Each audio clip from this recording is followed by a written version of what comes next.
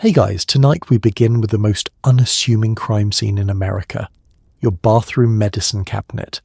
Not the fentanyl patches, not the street corner stuff, not anything you need a shady contact for. I am talking about the drug sitting right there on the shelf at your local pharmacy, next to the sunscreen and the birthday cards, completely legal, completely boring looking, and completely capable of ruining your life if you get creative with the dosage. So before you get comfortable, I want to say a genuine thank you to the viewer who suggested this one. Your topic ideas genuinely shape where this channel goes, and I read every single one, so thank you for trusting me with this. Like and subscribe, but only if you actually enjoy what I do here. No pressure either way. And hey, if you did not know already, the show is now live on Spotify too, so if you would rather doze off with your phone screen dark, the link is in the description. Now dim the lights, put on a fan for that soft background hum, get comfortable, and let's dig in. Have you ever wondered what happens when you take 8 times the recommended dose of something you can buy without an ID? Have you ever stood in the cold medicine aisle and thought, surely one of these could get me a little too high? Did you know teenagers have entire online communities built around raiding their parents' medicine cabinets? Could you tell the difference between a normal cough and one caused by drinking an entire bottle of syrup? Would you have guessed that one of the most dangerous substances on this list is something your grandmother keeps by her bed for allergies? And now, congratulations, you've just clocked in for a night shift at an all-night pharmacy. The year is now, the fluorescent lights are humming, and someone is already at the counter asking if you carry the big bottles of the cough stuff. Good luck. Let's talk about DXM, the ingredient tucked into nearly every cough syrup bottle in America, quietly doing its actual job of suppressing coughs for about 99.9% of the people who buy it. For the other 0.1%, it is doing something else entirely. Picture the average family medicine cabinet. Behind the floss picks and the expired sunscreen sits a bottle of cough syrup, cherry red, syrupy, and about as threatening looking as a juice box. Nobody glances at it twice. It has been sitting there since the last time someone had a chest cold, probably back when gas was a full $1 cheaper, and that is exactly the point. DXM hides in plain sight, the wallflower of the pharmacy aisle, minding its own business until someone decides to test its limits. In small, medically intended doses, DXM calms an overactive cough reflex by acting on receptors in the brain that also happen to be involved in mood, perception, and pain. In larger doses, those same receptors light up like a switchboard nobody was supposed to touch, and the result stops looking anything like cold medicine and starts looking like something out of a fever dream. Users describe a floaty, detached feeling, like watching your own body operate from several feet outside of it. The same general neighbourhood of experience you get from ketamine, if ketamine was sold next to the throat lozenges. It's the pharmaceutical equivalent of finding out your quiet co-worker who never says much at the office party moonlights in a death metal band. Nobody saw it coming, and now you cannot unsee it. Part of what makes DXM abuse so persistently popular, especially among teenagers, is precisely its unglamorous packaging. It does not require a dealer, a dark alley, or a suspicious phone call. It requires a car ride to the pharmacy and enough spare cash for a bottle that costs less than a fast food value meal. Ever tried explaining to a parent why there are 6 empty cough syrup bottles in your closet? Good luck. It is the kind of question that turns a routine room cleaning into an interrogation. Manufacturers eventually caught on, of course, adding age restrictions on high concentration formulations and pushing pharmacies to keep certain products behind the counter, treating a cough suppressant with the same suspicion usually reserved for spray paint sold near a school. But teenagers being teenagers, restriction has always been treated less as a stop sign and more as a dare. And the effects, when pushed far past their intended purpose, are not the harmless, goofy trip that internet forums sometimes make them sound like. Large doses can cause a rapid heartbeat, disorientation so severe that users have wandered into traffic without registering danger, and in combination with other medications, a dangerous spike in body temperature that mimics symptoms doctors associate with much scarier drugs. The tragic irony of DXM is that it was never meant to be interesting. It was meant to be boring, reliable, forgettable, the kind of medicine you take and immediately stop thinking about. Instead, it became one of the most widely misused substances among adolescents, precisely because it slipped past every red flag adults were trained to notice. No needle marks, no paraphernalia, no suspicious smell, just an empty bottle in the recycling bin that everyone assumed was left over from a real cold. And that is what makes DXM so quietly unsettling on this list. It is not lurking in a back alley. It is lurking on a shelf between the vitamins and the bandages, waiting for someone bored enough, curious enough, or desperate enough to read the label and see an opportunity instead of a dosage. It's time to talk about the phrase robo-tripping, a term that sounds like a dance move but actually refers to chugging an entire bottle of Robitussin for the express purpose of hallucinating in your childhood bedroom. The name itself tells you everything about how casually this behaviour got absorbed into teenage culture. It didn't arrive with a menacing street name whispered in shadowy corners. It arrived with a cute, almost cartoonish nickname that made it sound about as dangerous as jaywalking. Somewhere along the way, a generation of bored, curious teenagers discovered that the cough syrup sitting in their parents' bathroom could, in the right quantity, produce something resembling a psychedelic experience without requiring a single phone call to anyone shady. Robo-tripping became a rite of passage whispered about at lunch tables and eventually splashed across internet forums where teenagers compared notes with the seriousness of chemists, except none of them had actually taken a chemistry class that covered any of this. The appeal was obvious. It was legal to purchase, easy to hide, and completely unregulated in terms of who could walk into a store and buy it, at least until pharmacies started tightening their policies. Imagine trying to explain to your guidance counsellor that the reason you seem foggy and detached during third period is not teenage apathy, it is pharmacology. The typical robo-tripping experience unfolds in stages, starting with a kind of stimulant buzz that mimics being over-caffeinated, followed by a woozy, dissociative fog that separates the user's sense of self from their physical body. Time distorts.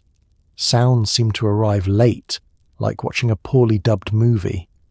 Colours and textures take on an exaggerated quality that users have compared to being underwater or wrapped in cotton. It sounds almost whimsical described that way, right up until you remember that this whimsical experience is happening in a body whose heart rate is climbing, whose coordination is failing, and whose judgment about basic safety has been thoroughly scrambled. Emergency room doctors saw a steady stream of teenagers coming in, confused, agitated, and occasionally combative, victims of a home remedy gone rogue. Parents, understandably, had no idea what they were looking at. This was not the bloodshot eyes and burnt spoon imagery that after-school specials had trained them to spot. This was their own child, glassy-eyed, slurring, and somehow still smelling faintly of cherry-flavoured syrup. The manufacturers eventually responded by reformulating certain products and lobbying for tighter sales restrictions, treating what used to be an unassuming cold remedy like a substance that required the same scrutiny as spray paint or certain cleaning chemicals. But by then, robo-tripping had already cemented itself in teenage folklore, passed down through word of mouth and internet message boards, the way older generations passed down urban legends about hooks on car doors. What makes this particular chapter of drug culture so strange is how mundane the source material was. There was no cartel, no dark web marketplace, no trench coat exchange in a parking lot. just a bottle sitting quietly in a bathroom cabinet, purchased legally, intended to calm a cough, and repurposed by bored teenagers into an entire subculture of bathroom floor hallucinations. It remains one of the more sobering reminders that danger does not always announce itself with warning labels written in red. Sometimes it just sits there, cherry-flavoured and patient, waiting for curiosity to do the rest. Here is something wonderfully specific and deeply unsettling. DXM users have mapped out 4 distinct dissociative plateaus, like a video game leveling system, except the final boss is possibly brain damage. This is not an official medical classification cooked up by pharmacologists in white coats. This is a grassroots system built collectively over years by anonymous internet posters, comparing notes on internet forums with the meticulous energy usually reserved for speedrunning a video game or ranking fantasy football picks. The first plateau is described as a mild stimulant buzz, similar to one too many energy drinks, a little jittery, a little talkative, nothing that would raise an eyebrow at a family barbecue. It is the entry-level tier, the tutorial stage, the part where users convince themselves this is all perfectly manageable. The second plateau introduces a noticeable haze, a kind of drunken clumsiness paired with mild visual distortions, the sort of experience that makes walking in a straight line feel like an Olympic event. By the third plateau, things start getting genuinely strange. Users describe a profound sense of detachment from their own bodies, as though they are watching themselves from several feet away, narrating their own actions like a nature documentary about a confused mammal. Speech slows, coordination collapses. The world takes on a dreamlike, occasionally frightening quality that some users describe as fascinating, and others describe as one of the worst experiences of their lives. And then there is the fourth plateau, the one online forums discuss with a strange mixture of bravado and unease, a state so profoundly dissociative that users have reported losing track of who they are entirely, floating in a kind of sensory void disconnected from time, place, and identity. Ever tried explaining to a friend why you cannot remember the last 2 hours of your evening? Now imagine trying to explain it to yourself. What makes this tier system so unsettling is the casualness with which it gets discussed, as though climbing from Plateau 1 to Plateau 4 is an achievement worth documenting rather than an increasingly reckless gamble with your own nervous system. The reality behind this internet folklore is considerably less charming. Reaching the higher plateaus typically requires doses many multiples beyond what any package label would recommend. Doses large enough to strain the liver, spike heart rate to dangerous levels, and in combination with other substances, particularly other medications that affect serotonin levels, trigger a life-threatening reaction that emergency room physicians dread treating. The tragicomic part of this entire subculture is that it emerged almost entirely without any input from the people who manufacture the product. Nobody at the pharmaceutical company sat down and thought, let's build a 4-tier experience system for recreational users. It was built organically, teenager by teenager, forum post by forum post, each contributor adding their own account like crowdsourced encyclopedia of altered consciousness. And like most crowdsourced encyclopedias, it is missing some rather important caveats, namely the part where higher plateaus have been directly linked to seizures, comas, and permanent cognitive impairment in users who pushed further than their bodies could tolerate. So the next time you hear someone joke about being on Plateau 3, remember that behind the video game terminology is a very real and very unforgiving physiological gamble, one where the house, in this case your own nervous system, always eventually wins. Let's move to the allergy aisle, home of Benadryl, the pink pill so harmless looking it gets handed out at daycare pickup lines for sniffles, and so dangerous in excess that it can stop your heart. Diphenhydramine has one of the most wholesome reputations of any drug on this entire list. It is the medicine grandmothers keep in their purses. It is what gets recommended for bee stings, hives, and the kind of seasonal sneezing fit that makes an entire office reach for tissues in unison. It carries none of the cultural baggage that comes with words like opioid or stimulant. It sounds, frankly, adorable, and that reputation is precisely why its darker applications catch people so off guard. In standard doses, diphenhydramine blocks histamine receptors, calming allergic reactions, and as a pleasant side effect for insomniacs everywhere, it also makes people drowsy, which is why it doubles as the active ingredient in most over-the-counter sleep aids sold under entirely different brand names, a fact that surprises most people the first time they read the fine print. In excessive doses, though, diphenhydramine transforms from a gentle sedative into something considerably more sinister. It begins interfering with the body's cardiac rhythm, causing a dangerous widening of the electrical signal that keeps your heart beating in a predictable pattern. It also produces a delirium unlike most other substances on this list, one characterized by vivid, often terrifying hallucinations that users frequently describe as more like a nightmare than a high. Picture trying to have a normal conversation while your brain insists there is a shadow figure standing in the corner of the room, one that was not there 5 minutes ago and will not stop watching you. That is the kind of experience high-dose diphenhydramine can produce, and it is a far cry from the cozy, sleepy feeling most people associate with the little pink pill. The reason diphenhydramine ended up on internet challenge lists at all traces back to its accessibility. Unlike prescription sedatives, it requires no prescription, no pharmacist consultation, and no age verification beyond whatever the cashier decides to enforce. A bottle costs less than a movie ticket and sits on the same shelf as cough drops and heartburn relief. For a teenager looking for an altered state without navigating any of the traditional barriers associated with illegal substances, that combination of accessibility and unassuming packaging made it dangerously appealing.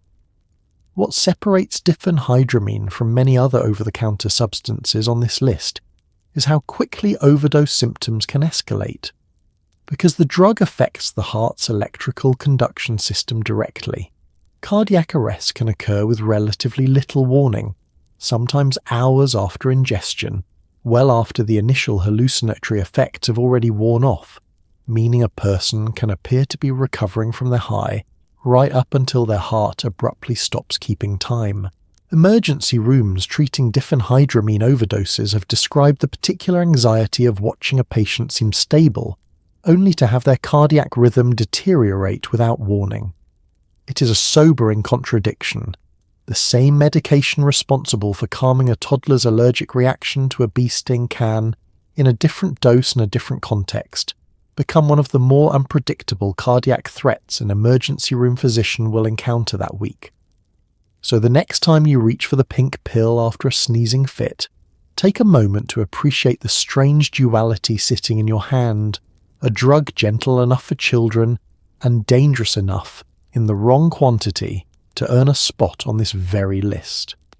It's time to talk about one of the more baffling internet trends of the past decade, a challenge that dared teenagers to swallow enormous quantities of Benadryl in pursuit of hallucinations, and delivered several of them straight to intensive care instead. The trend spread the way most viral internet dares spread, through short video clips, dramatic music, and the promise of an experience that looked far more entertaining on a screen than it actually was in reality.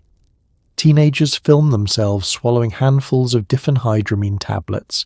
sometimes many multiples beyond the recommended dose, and waited for the promised hallucinations to kick in,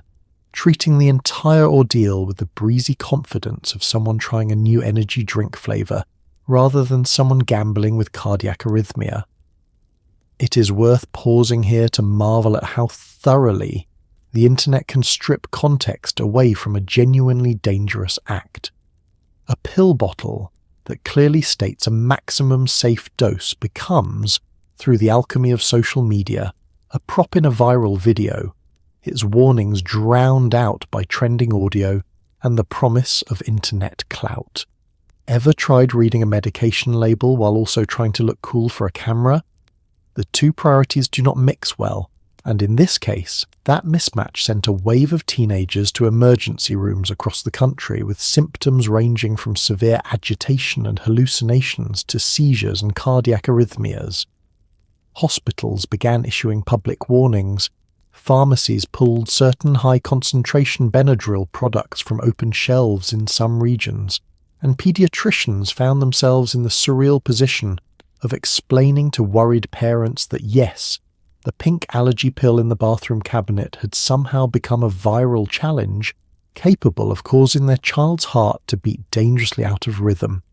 The trend illustrated something particular about how misinformation spreads among younger audiences,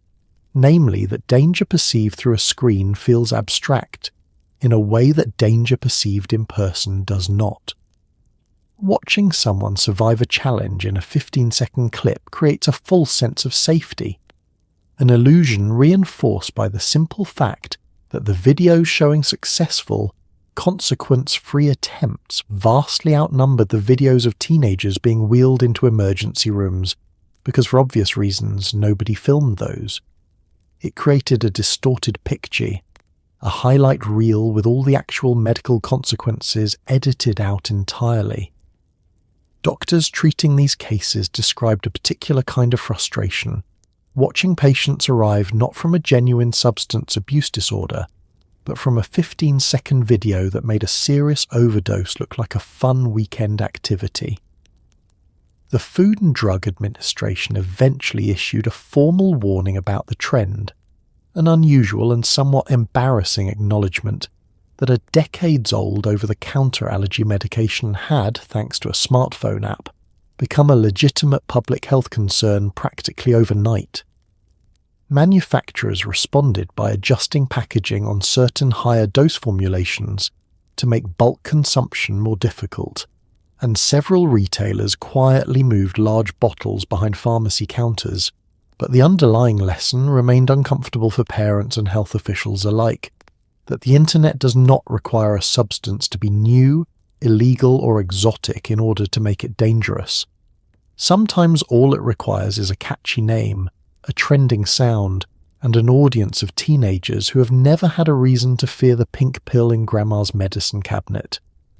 Let's talk about Imodium, a medication so unassuming it lives in the same drawer as Band-Aids and thermometers, and yet somehow became an underground opioid substitute for people who had run out of other options. Loperamide, the active ingredient in Imodium, works by binding to opioid receptors in the gut, slowing intestinal movement and providing relief from diarrhea, which is about as unglamorous a pharmaceutical job description as exists. For decades, that was the entire story. Nobody was writing folk songs about loperamide. Nobody was smuggling it across borders. It sat quietly on shelves next to the anti-nausea tablets, doing exactly what it was designed to do and nothing more, because the drug was specifically engineered so that in normal doses it could not cross into the brain and produce the euphoric effects associated with other opioids. That engineering, it turns out, has limits. In extremely high doses, far beyond anything a package label would ever suggest, loperamide can overwhelm the body's natural defenses and begin producing central nervous system effects similar to other opioids, all without requiring a prescription, a dealer, or any of the traditional barriers associated with opioid access. For people struggling with opioid dependency who found themselves cut off from other substances, whether through cost, availability, or an attempt at self-managed withdrawal, loperamide represented a legal, cheap, and disturbingly accessible alternative.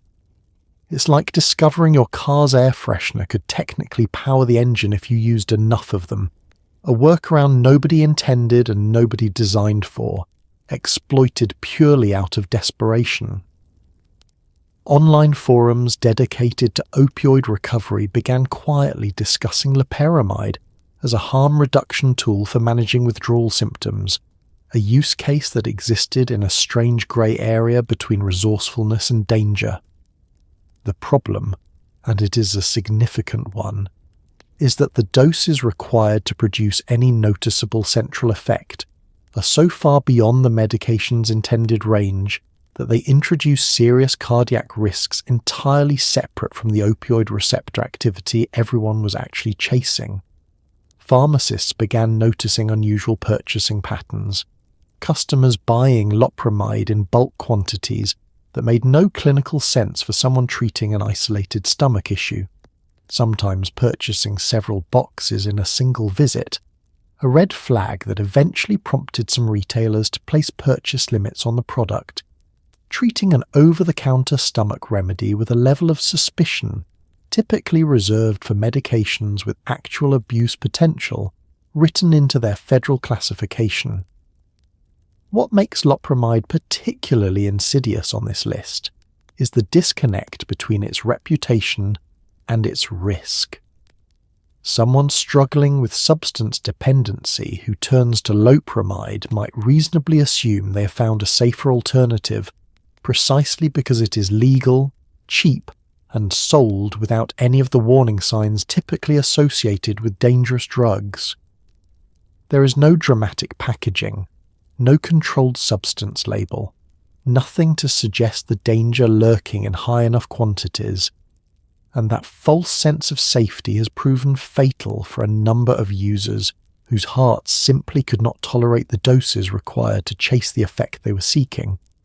It remains one of the more quietly tragic entries on this list, a medicine designed to solve an uncomfortable but ultimately minor problem, repurposed by desperation into something the original chemist likely never imagined. It's time to talk about what happens when the heart, of all organs, becomes the collateral damage of a bathroom medicine cabinet drug. Because loperamide in high doses does not politely upset your stomach, it quietly rewires your cardiac rhythm. For years, loperamide flew almost entirely under the radar of medical toxicology,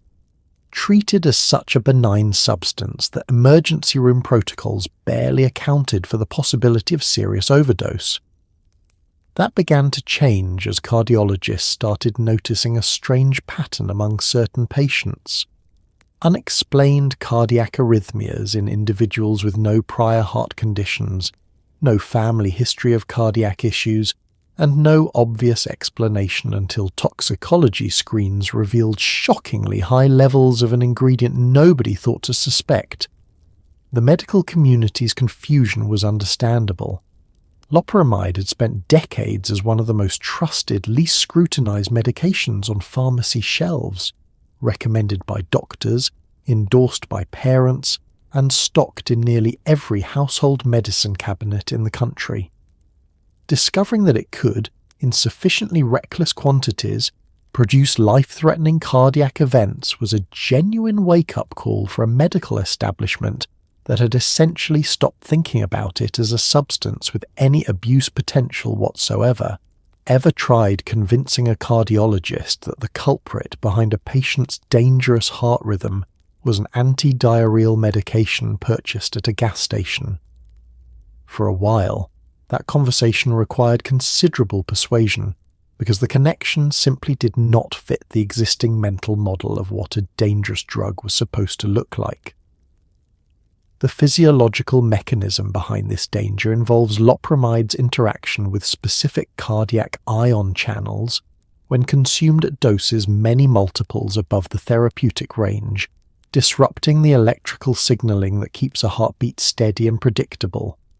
The resulting arrhythmias can range from uncomfortable palpitations to full cardiac arrest, sometimes with alarmingly little warning, striking users who had no idea their recreational or self-medicating experiment carried any cardiac risk at all. Toxicologists eventually coined an informal nickname for this phenomenon among substance abuse circles, describing loperamide misuse as a slow-motion cardiac gamble, one where the danger compounds with repeated use rather than announcing itself immediately, meaning users could misuse the drug multiple times without incident before an unpredictable cardiac event finally occurred. This delayed danger created a particularly dangerous false confidence among users, the kind of survivorship bias that convinces people a behaviour is safe simply because it has not killed them yet. Hospitals in certain regions began reporting clusters of these cases, enough to prompt increased research funding and eventually a formal warning from federal health regulators about the cardiac risks associated with loperamide misuse. Manufacturers responded by adjusting packaging design to make large-scale purchasing and consumption more cumbersome, redesigning blister packs specifically to slow down anyone attempting to swallow a dangerous quantity in a single sitting, a strange kind of pharmaceutical childproofing designed not for children but for adults in the grip of addiction or desperation. What makes this particular danger so unsettling is the mismatch between public perception and physiological reality. Most people would never think twice about keeping a large bottle of anti-diarrheal medication in their home, and rightfully so under normal circumstances. But in the hands of someone chasing an altered state or managing opioid withdrawal without medical supervision, that same bottle becomes something considerably more sinister, a quiet, patient threat to the one organ nobody was watching. Let's talk about the drug so dangerous in its transformed state that buying too much of it now requires flashing an ID to a pharmacist like you, are purchasing something far more serious than a stuffy nose remedy. Pseudoephedrine spent decades as an unremarkable staple of cold and flu season, the active ingredient responsible for shrinking swollen nasal passages and letting congested Americans breathe through their noses again during allergy season. It required no special handling, no purchase limits, and no government oversight whatsoever, sitting comfortably on open shelves next to cough drops and throat lozenges. Then chemistry happened, and the drug's entire legal status changed practically overnight. It turns out pseudoephedrine, with the right equipment, the right chemicals, and a complete disregard for personal safety, can be converted into methamphetamine, a discovery that transformed a humble decongestant into one of the most tightly regulated over-the-counter substances in American retail history. Suddenly, buying cold medicine required presenting government identification, signing a purchase log, and submitting to a monthly quantity limit tracked across an interconnected database shared between pharmacies nationwide. Ever tried buying cold medicine for your entire congested household during a bad flu season, only to be told you have hit your monthly purchase limit? It is a uniquely modern kind of frustration, being treated with suspicion for trying to breathe. The regulatory crackdown emerged directly out of the meth epidemic that swept through rural and suburban America in the early 2000s, a period during which small-scale home labs proliferated across the country, often operating out of trailers, garages, and rented motel rooms, converting boxes of cold medicine into a dangerous and highly addictive stimulant through a chemical process that was as hazardous to produce as it was to consume. These home operations pose serious risks beyond drug abuse itself, frequently resulting in toxic chemical spills, house fires, and explosions caused by unstable homemade lab setups, incidents that occasionally injured or killed neighbours who had no idea what was happening next door. Law enforcement agencies eventually pushed for federal legislation specifically targeting pseudoephedrine sales, resulting in the Combat Methamphetamine Epidemic Act, a piece of legislation with a name dramatic enough to suggest the seriousness with which regulators viewed what had previously been considered a harmless decongestant. The law required pharmacies to move pseudoephedrine products behind the counter, limit purchase quantities, and log every transaction in a shared database designed to catch anyone attempting to buy suspiciously large quantities across multiple locations, a practice known within law enforcement circles as smurfing, a term that sounds almost charming until you understand it, describes coordinated efforts to circumvent purchase limits by recruiting multiple people to buy legal quantities separately. the regulations did significantly reduce small-scale domestic meth production, forcing the market to shift toward larger-scale manufacturing operations, often based outside the country, which is its own complicated story for another night. But the legislation also transformed the ordinary experience of buying cold medicine into a bureaucratic small event, complete with identification checks and purchase caps for the overwhelming majority of customers who simply wanted relief from a stuffy nose and had absolutely no interest in home chemistry. It remains one of the stranger examples on this list of a substance whose danger has nothing to do with its intended use and everything to do with what determined, chemically informed individuals discovered they could turn it into. It's time to talk about the moment cold medicine stopped being a grab-and-go purchase and became a monitored transaction, complete with purchase limits and government tracking databases, all because of what people were doing with it in home kitchens. Walk into any pharmacy today with a stuffy nose, and you will notice something that would have seemed absurd to shoppers a generation ago. An entire section of the cold and flu aisle conspicuously empty, replaced by small paper tags directing customers to speak with a pharmacist. It looks less like a retail display and more like the outline of a crime scene, a chalk-shaped absence where a product used to be. The transformation happened gradually across the country as individual states, then eventually the federal government, responded to the meth production crisis by treating pseudoephedrine less like a decongestant and more like a controlled substance in waiting. Pharmacists became de facto gatekeepers, required to check identification, log names, addresses, and purchase quantities into shared databases designed to flag anyone attempting to buy suspiciously large amounts across multiple stores within a short window. Imagine explaining to your out-of-town relative why the pharmacist needs their driver's license just to sell them something for a head cold, and watching their face shift from confusion to mild offence as they realise they are being treated, however briefly, like a suspect. The system created an unusual side effect within families managing chronic congestion or allergy issues. Individuals who genuinely needed regular access to pseudoephedrine found themselves bumping against monthly purchase caps designed to stop meth cooks, essentially being penalised by a regulation aimed at an entirely different population. Pharmacy staff, meanwhile, became reluctant enforcers of federal drug policy, trained to recognise suspicious purchasing patterns, unusual combinations of products commonly associated with home meth production, and customers who seemed a little too knowledgeable about milligram thresholds for a simple cold remedy. Law enforcement agencies credited the tracking system with a measurable decline in small-scale domestic meth labs, a genuine public safety victory that came with a very real cost to ordinary consumers navigating cold and flu season with newfound bureaucratic friction.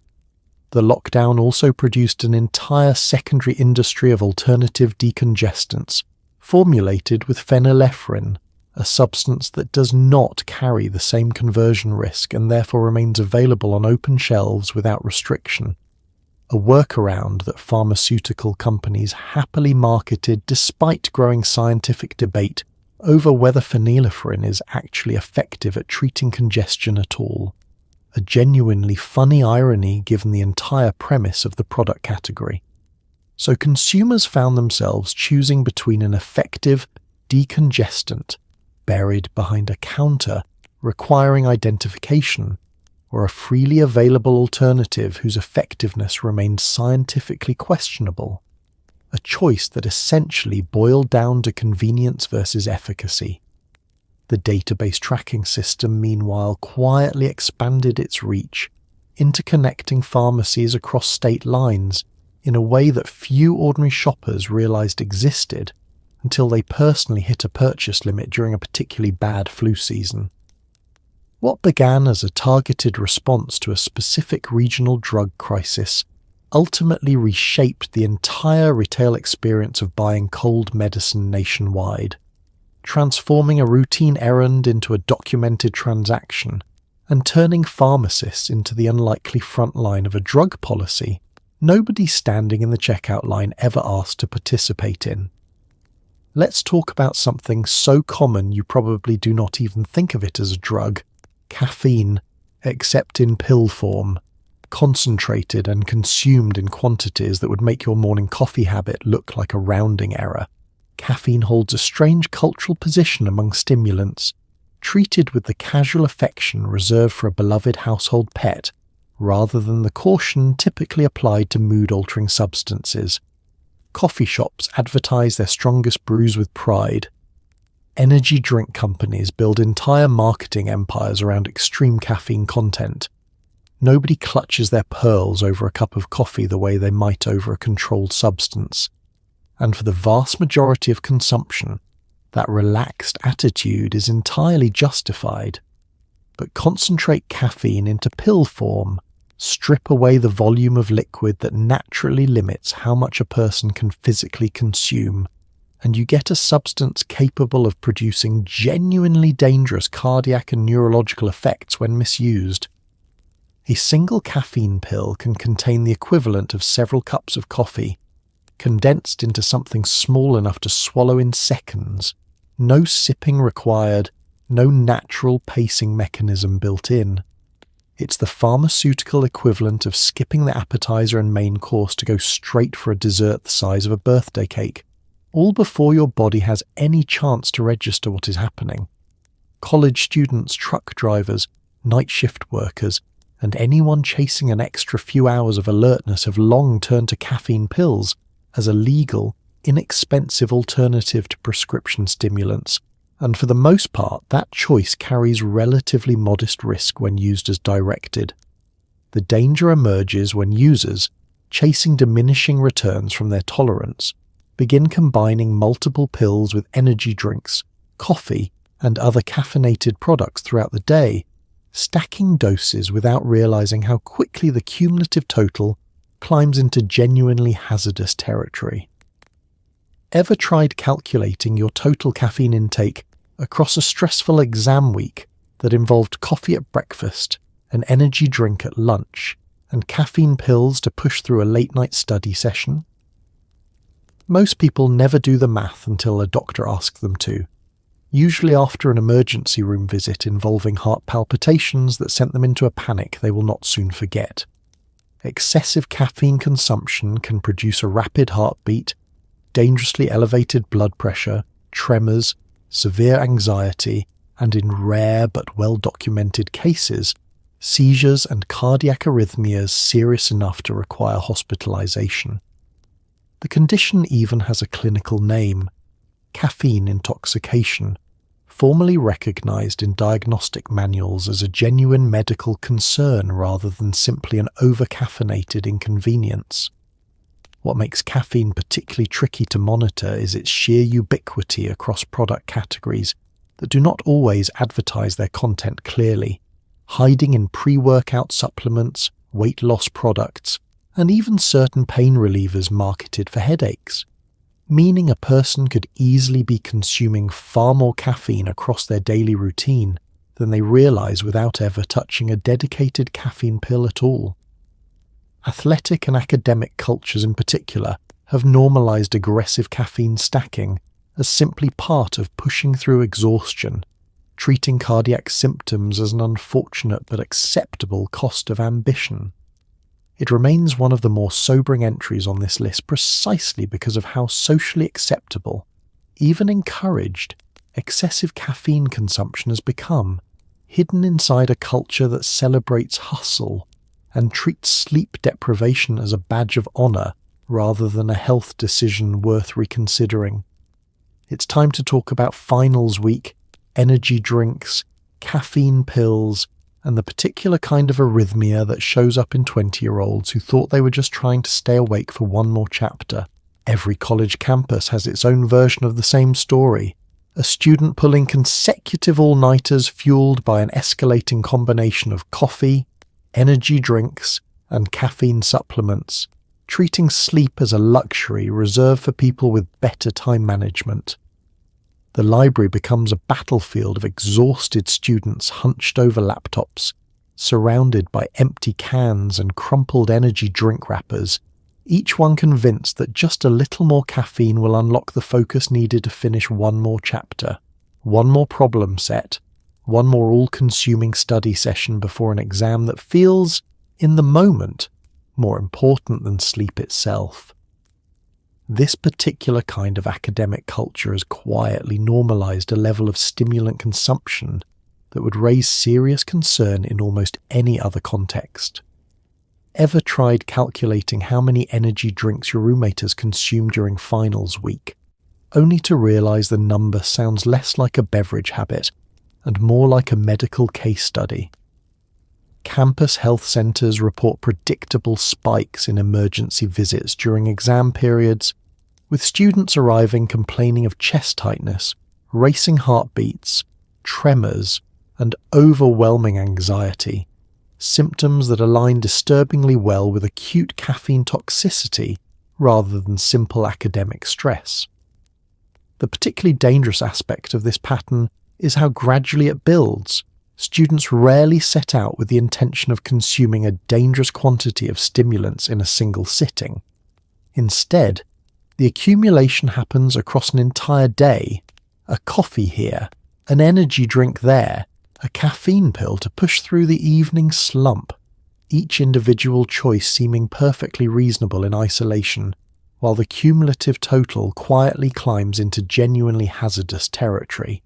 Some students combine caffeine with prescription stimulants obtained without a prescription, a dangerous pairing that compounds cardiovascular strain in ways neither substance alone would produce, chasing an ever-elusive state of hyperfocus that becomes harder to achieve as tolerance builds throughout the semester. Medical professionals working in university health centers describe finals week as its own distinct clinical season, complete with predictable patterns of stimulant-related complaints that spike reliably twice a year with the academic calendar, as regular and dependable as flu season, except entirely self-inflicted and entirely preventable. The cultural glorification of exhaustion as a badge of academic dedication only compounds the problem, with students treating visible signs of stimulant overuse, the shaking hands, the racing pulse, the inability to sit still, as evidence of admirable work ethic rather than warning signs worth taking seriously. Social media only amplifies this normalization, with students posting photos of elaborate stimulant stacks and marathon study sessions as a kind of academic flex, treating cardiac symptoms as an unfortunate but acceptable cost of ambition rather than a genuine medical concern worth addressing. The tragic irony is that excessive caffeine consumption actually undermines the cognitive performance students are chasing in the first place, producing anxiety, jitteriness, and impaired concentration well before it produces any genuine cognitive boost, meaning the entire exhausting cardiovascularly risky ritual often fails to even accomplish its intended purpose. So the next time finals week rolls around, spare a thought for the countless students quietly gambling with their heart rhythm over a few extra hours of stimulant-fueled focus, chasing a grade that, statistically speaking, their sleep-deprived brain was never going to help them earn anyway. Let's talk about a medication designed for queasy stomachs on long car rides that somehow developed a reputation in certain circles as a cheap hallucinogen. Dramamine occupies one of the more unexpected corners of this entire list. A medication so thoroughly associated with road trips, cruise ships, and amusement park visits that it feels almost comedic to discuss it, alongside more traditionally dangerous substances.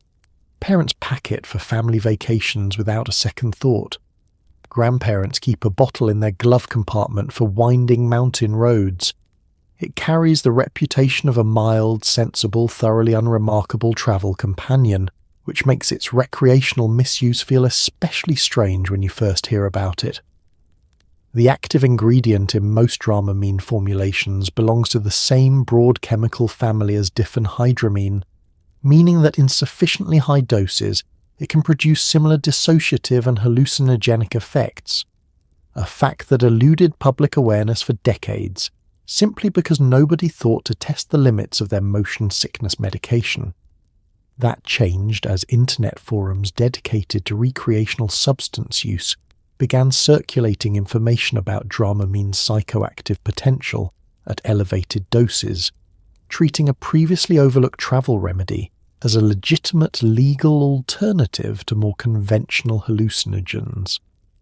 Ever tried explaining to a pharmacist why you need an unusually large quantity of motion sickness pills, despite having no travel plans whatsoever? The resulting looks of suspicion became common enough that some retailers began quietly limiting bulk Dramamine purchases, treating a product typically associated with cruise ship gift shops with unexpected caution. The experience users describe at high doses shares considerable overlap with diphenhydramine misuse, including vivid, often unsettling hallucinations, severe dry mouth, blurred vision, and a heart rate elevated well beyond safe levels, all wrapped in an experience that many users describe as considerably less pleasant than they anticipated, a nightmare-inducing haze rather than the whimsical trip internet forum sometimes promised. The physiological risks mirror those associated with other antihistamines misused at recreational doses, including dangerous cardiac arrhythmias and a genuine risk of overdose that becomes considerably more likely when combined with alcohol or other sedating substances, a combination that significantly amplifies the strain placed on the cardiovascular system. Emergency room physicians treating Dramamine overdoses describe a particular kind of frustration familiar across many entries on this list. Patients arriving in genuine medical distress after misusing a substance so thoroughly associated with harmless travel convenience that its actual danger caught both the patient and their families completely by surprise. Poison control centres began tracking a noticeable uptick in Dramamine-related calls as awareness of its recreational potential spread online, prompting some public health officials to issue warnings specifically addressing motion sickness medication, an unusual and slightly absurd addition to public drug safety campaigns that had previously focused almost entirely on more conventional substances. What makes Dramamine particularly emblematic of this entire list is the sheer unlikeliness of its inclusion. It occupies grocery store shelves alongside sunscreen and bug spray, purchased by families preparing for road trips with absolutely no association with substance abuse whatsoever, and yet it sits here. Another quiet reminder that danger rarely announces itself through packaging, and that sometimes the most unassuming products in your travel bag carry risks considerably more serious than the motion sickness they were purchased to prevent. It's time to talk about the strangest entry on this entire list, a warm holiday spice that, in large enough quantities, produces a high so miserable that most people who try it only ever try it once. Nutmeg occupies a genuinely unique position in the history of substance misuse, a spice so deeply embedded in comforting culinary traditions, pumpkin pie, eggnog, holiday cookies, that the idea of it producing any kind of psychoactive effect sounds almost like an internet myth rather than documented pharmacology. And yet the compound responsible, myristicin, does in fact interact with the body in ways that produce hallucinations, euphoria, and a profound sense of disorientation when consumed in doses far beyond anything a recipe would ever call for. This is not new information either. References to nutmeg's psychoactive properties stretch back centuries, whispered about among sailors and prisoners who lacked access to more conventional intoxicants, and discovered through trial and considerable error that the spice sitting in the ship's galley carried effects well beyond flavouring a pudding. Ever tried explaining to someone that the same jar sitting next to the cinnamon in their kitchen cabinet has a documented history of prison and shipboard drug use? The reaction is usually somewhere between disbelief and immediate suspicion of their own spice rack.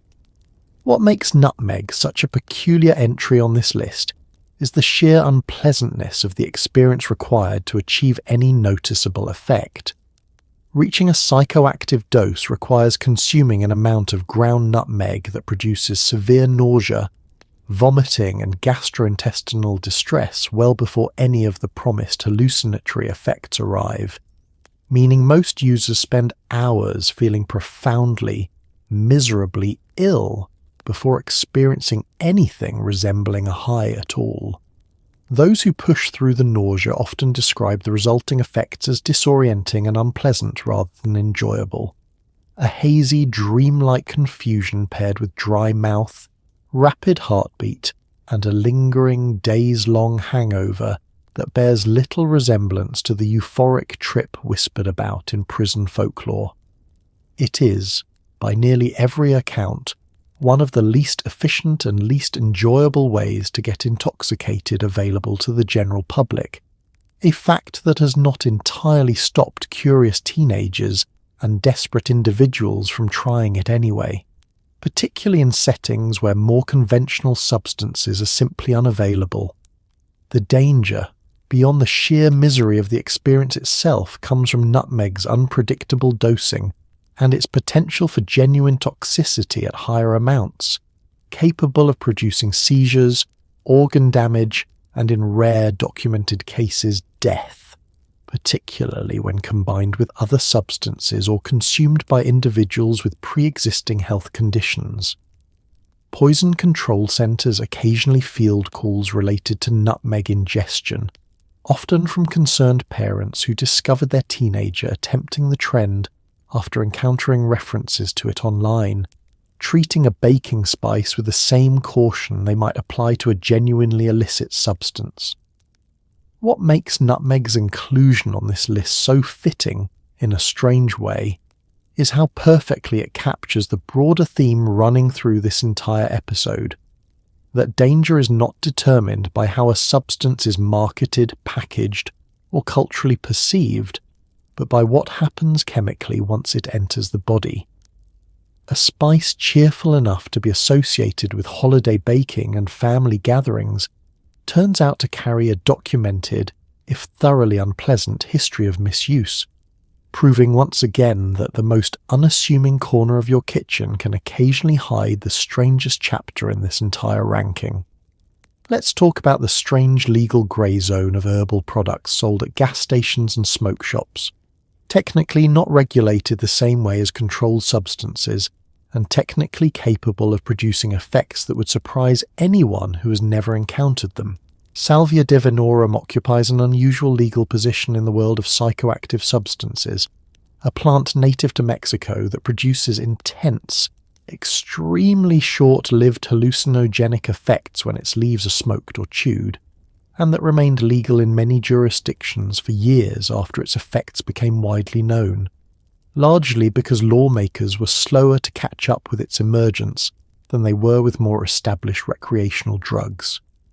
Sold openly in smoke shops alongside incense and rolling papers, salvia developed a peculiar internet subculture built around recording and sharing videos of people experiencing its effects, clips that spread widely precisely because the reactions captured on camera range from bewildered laughter to genuine visible distress, users losing track of where they were, who they were talking to, or what year it was, all within an experience that typically lasted only a few disorienting minutes. Ever tried watching someone attempt to explain what just happened to them immediately after a salvia trip mid-sentence, still visibly convinced they are somewhere else entirely? The videos became a strange corner of internet entertainment, equal parts fascinating and unsettling, treating a genuine hallucinogenic experience with the same casual curiosity usually reserved for prank videos. The pharmacological mechanism behind salvia's effects differs from many other hallucinogens, working through a receptor pathway that produces an unusually intense but brief experience, often described by users as feeling like being pulled violently into an entirely different reality, one populated by strange, sometimes distressing sensations of merging with objects, travelling through time, or losing any sense of physical location whatsoever. Unlike the gradual, hours-long experience associated with more traditional hallucinogens, salvia's effects typically peak and fade within minutes,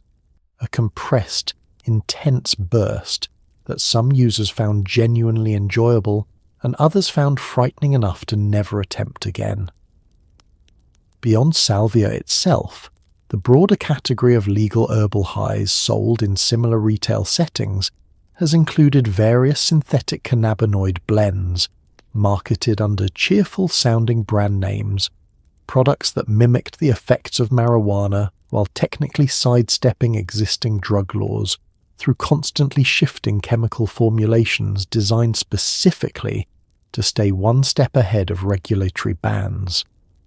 These synthetic products prove considerably more dangerous than the plants and herbs they were designed to imitate, producing unpredictable and occasionally severe reactions including seizures, kidney damage, and psychiatric episodes,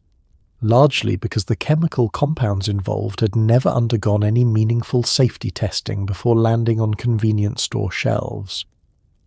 Lawmakers eventually moved to ban salvia in numerous states, and to more aggressively regulate synthetic cannabinoid products, though the process unfolded slowly and unevenly, creating a patchwork of legality that varied considerably depending on which state line a person happened to be standing on. What makes this entire category so unsettling is the illusion of safety created by legal availability. The assumption among many buyers that a product sold openly at a gas station must have cleared some meaningful safety threshold, when in reality its legal status often reflected nothing more than a temporary gap in legislative attention rather than any genuine determination of safety. It remains a sobering reminder that legality and safety are not the same conversation, no matter how convincingly a brightly coloured package might suggest otherwise.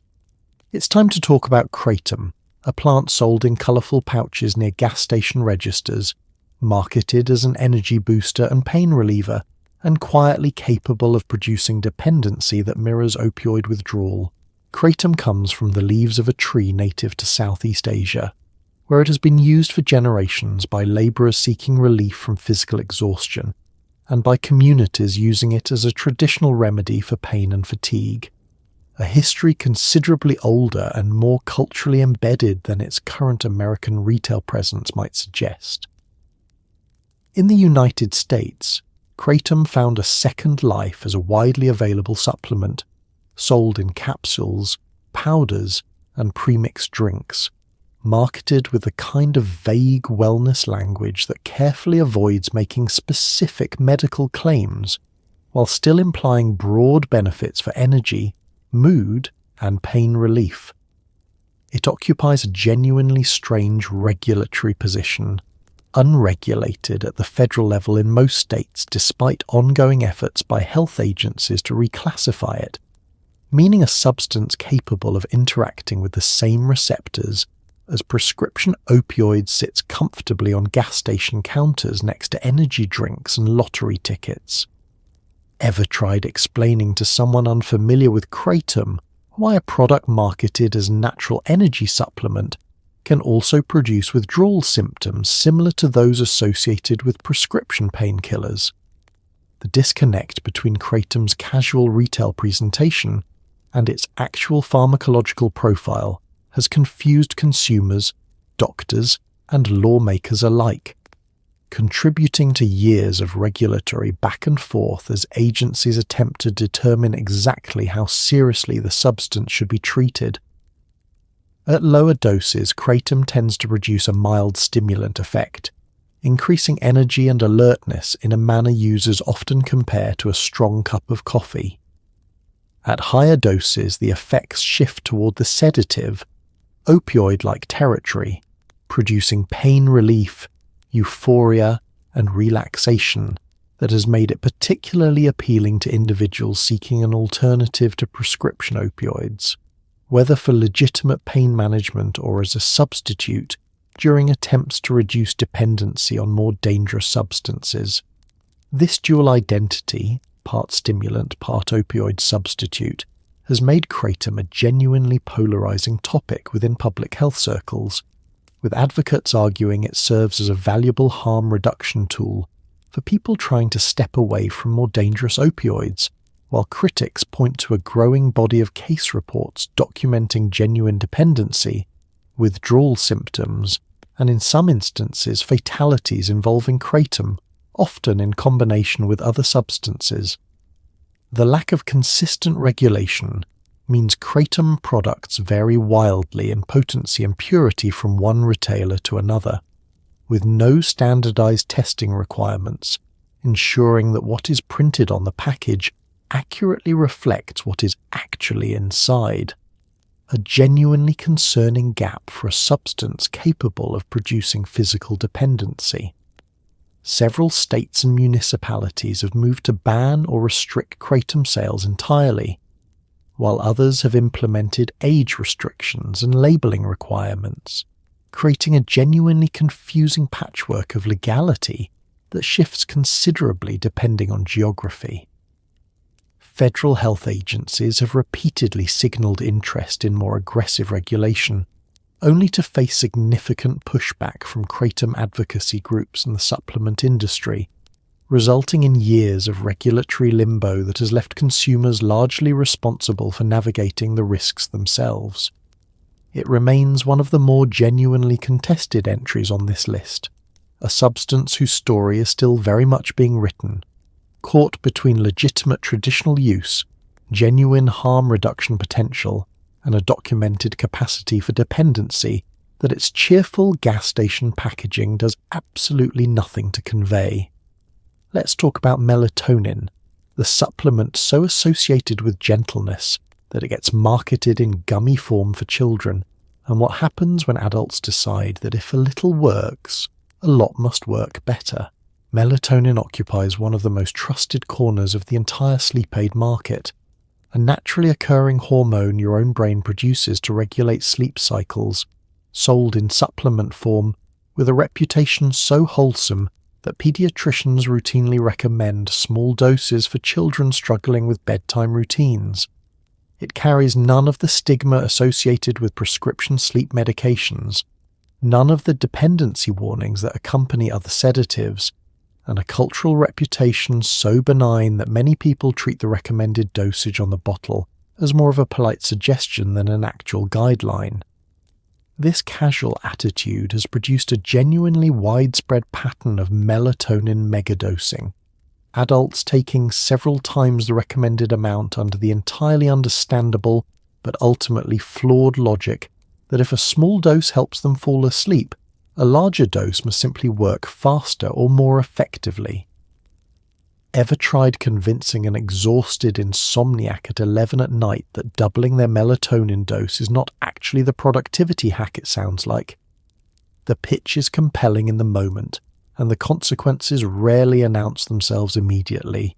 which makes the habit particularly easy to develop and remarkably difficult to unlearn. Research on melatonin megadosing has revealed a counterintuitive and genuinely important finding that significantly exceeding the recommended dose does not reliably produce better or faster sleep, and can actually disrupt the body's natural circadian rhythm in ways that produce grogginess, vivid and occasionally unsettling dreams, and a paradoxical worsening of sleep quality over time as the body's own hormone production adjusts to the artificially elevated levels being introduced from outside. The supplement industry's lack of consistent regulation compounds this problem considerably, with independent testing repeatedly revealing that many commercially available melatonin products contain dramatically more or less of the hormone than what appears on the label, meaning consumers attempting to carefully manage their dosage often have no reliable way of knowing how much they're actually taking in the first place. This inconsistency has proven particularly concerning for the growing market of melatonin gummies marketed toward children, with several widely publicized studies finding some products containing several times their labeled dosage, prompting a wave of accidental pediatric overdoses reported to poison control centres, cases involving children who simply enjoyed the candy-like taste of their sleep supplement and consumed considerably more than any responsible dosing guideline would recommend. While melatonin overdose rarely produces the kind of dramatic, immediately life-threatening symptoms associated with many other substances on this list, emergency room visits related to excessive melatonin consumption have risen considerably in recent years, with symptoms including severe drowsiness, headache, nausea, and in some documented cases among children, more serious effects requiring medical observation. The supplement's reputation for gentleness has made it particularly easy for both adults and children to accidentally exceed safe consumption levels, precisely because so few people treat it with the same caution they might apply to a product with a more overtly medicinal reputation. Health officials have increasingly called for tighter regulation of melatonin supplement manufacturing, particularly regarding accurate labelling and childproof packaging for products marketed with candy-like appeal, though meaningful regulatory change has moved slowly through an industry that has successfully resisted the kind of oversight applied to actual pharmaceuticals. It remains a quietly instructive entry on this list, a reminder that even the gentlest, most naturally occurring substances carry risks when consumers apply the thoroughly human logic that more must always be better. It's time to talk about one of the strangest moral panics in recent internet history, a supposed cooking trend that involves simmering chicken in cold medicine, and the very real emergency room visits that followed the joke taking on a life of its own.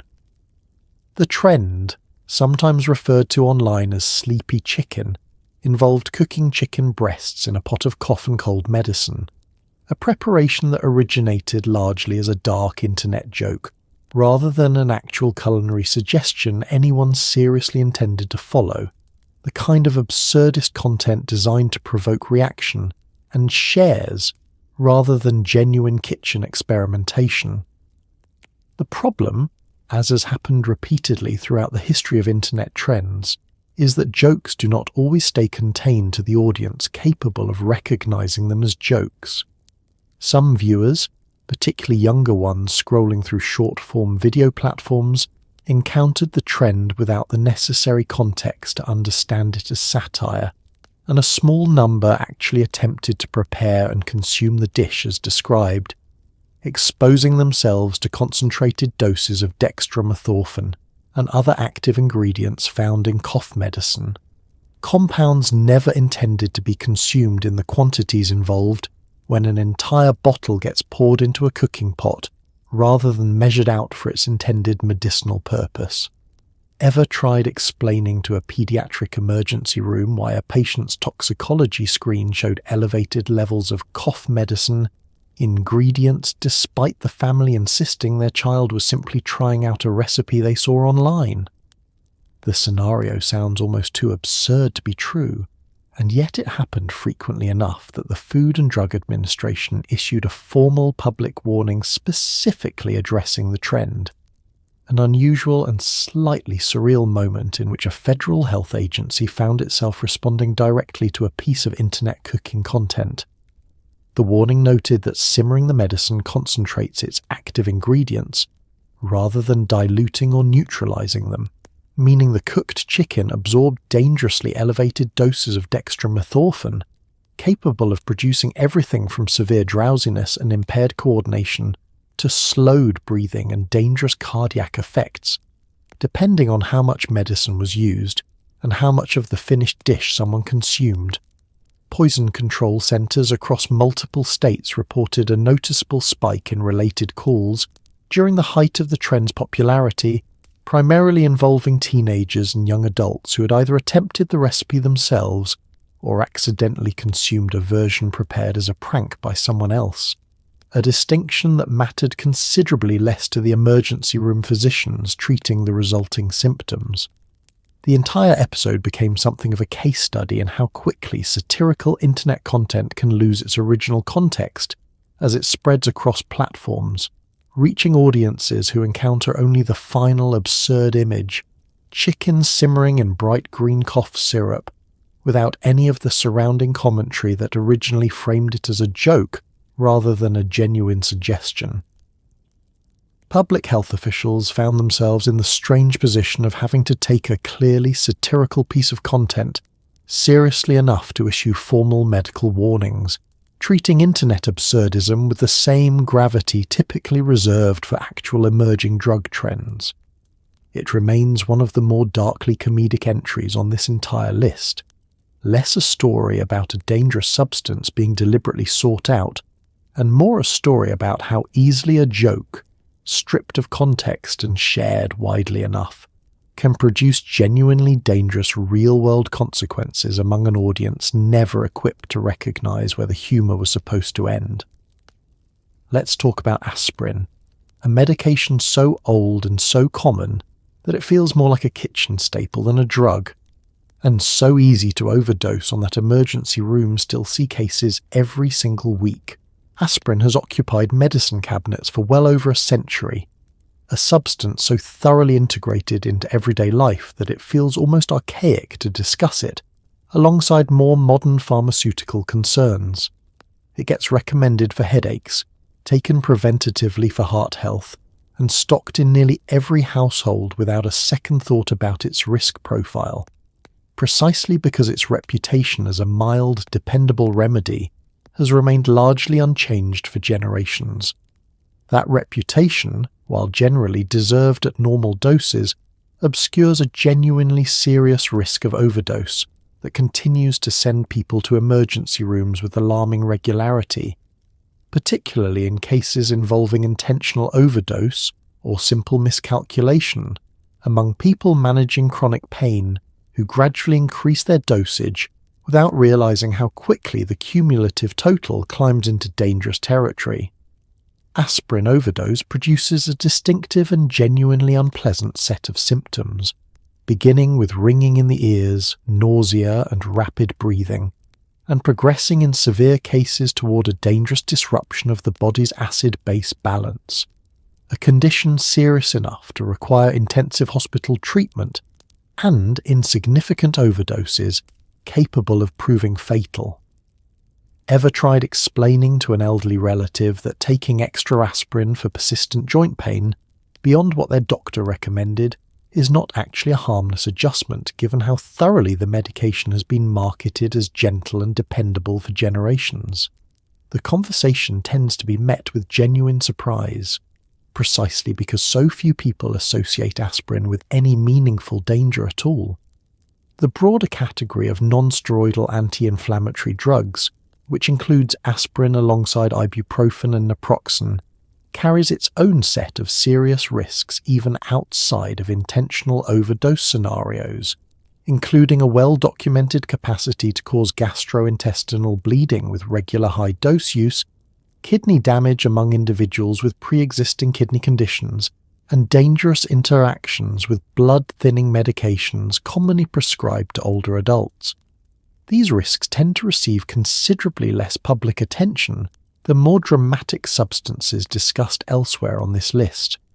largely because NSAID-related complications develop gradually and quietly, a slow accumulation of gastrointestinal damage rather than a dramatic, immediately recognizable crisis, meaning many users have no idea they are causing themselves harm until symptoms become severe enough to require medical intervention. Emergency room physicians describe a particular category of patients who arrive with serious gastrointestinal bleeding after months or years of regular high-dose NSAID use for chronic pain management, individuals who never once considered their over-the-counter pain reliever a risk worth monitoring precisely because it required no prescription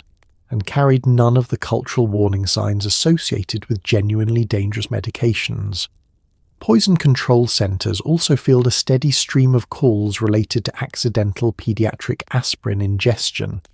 a particular concern given aspirin's historical association with a serious and potentially fatal childhood condition when given to children recovering from viral illnesses,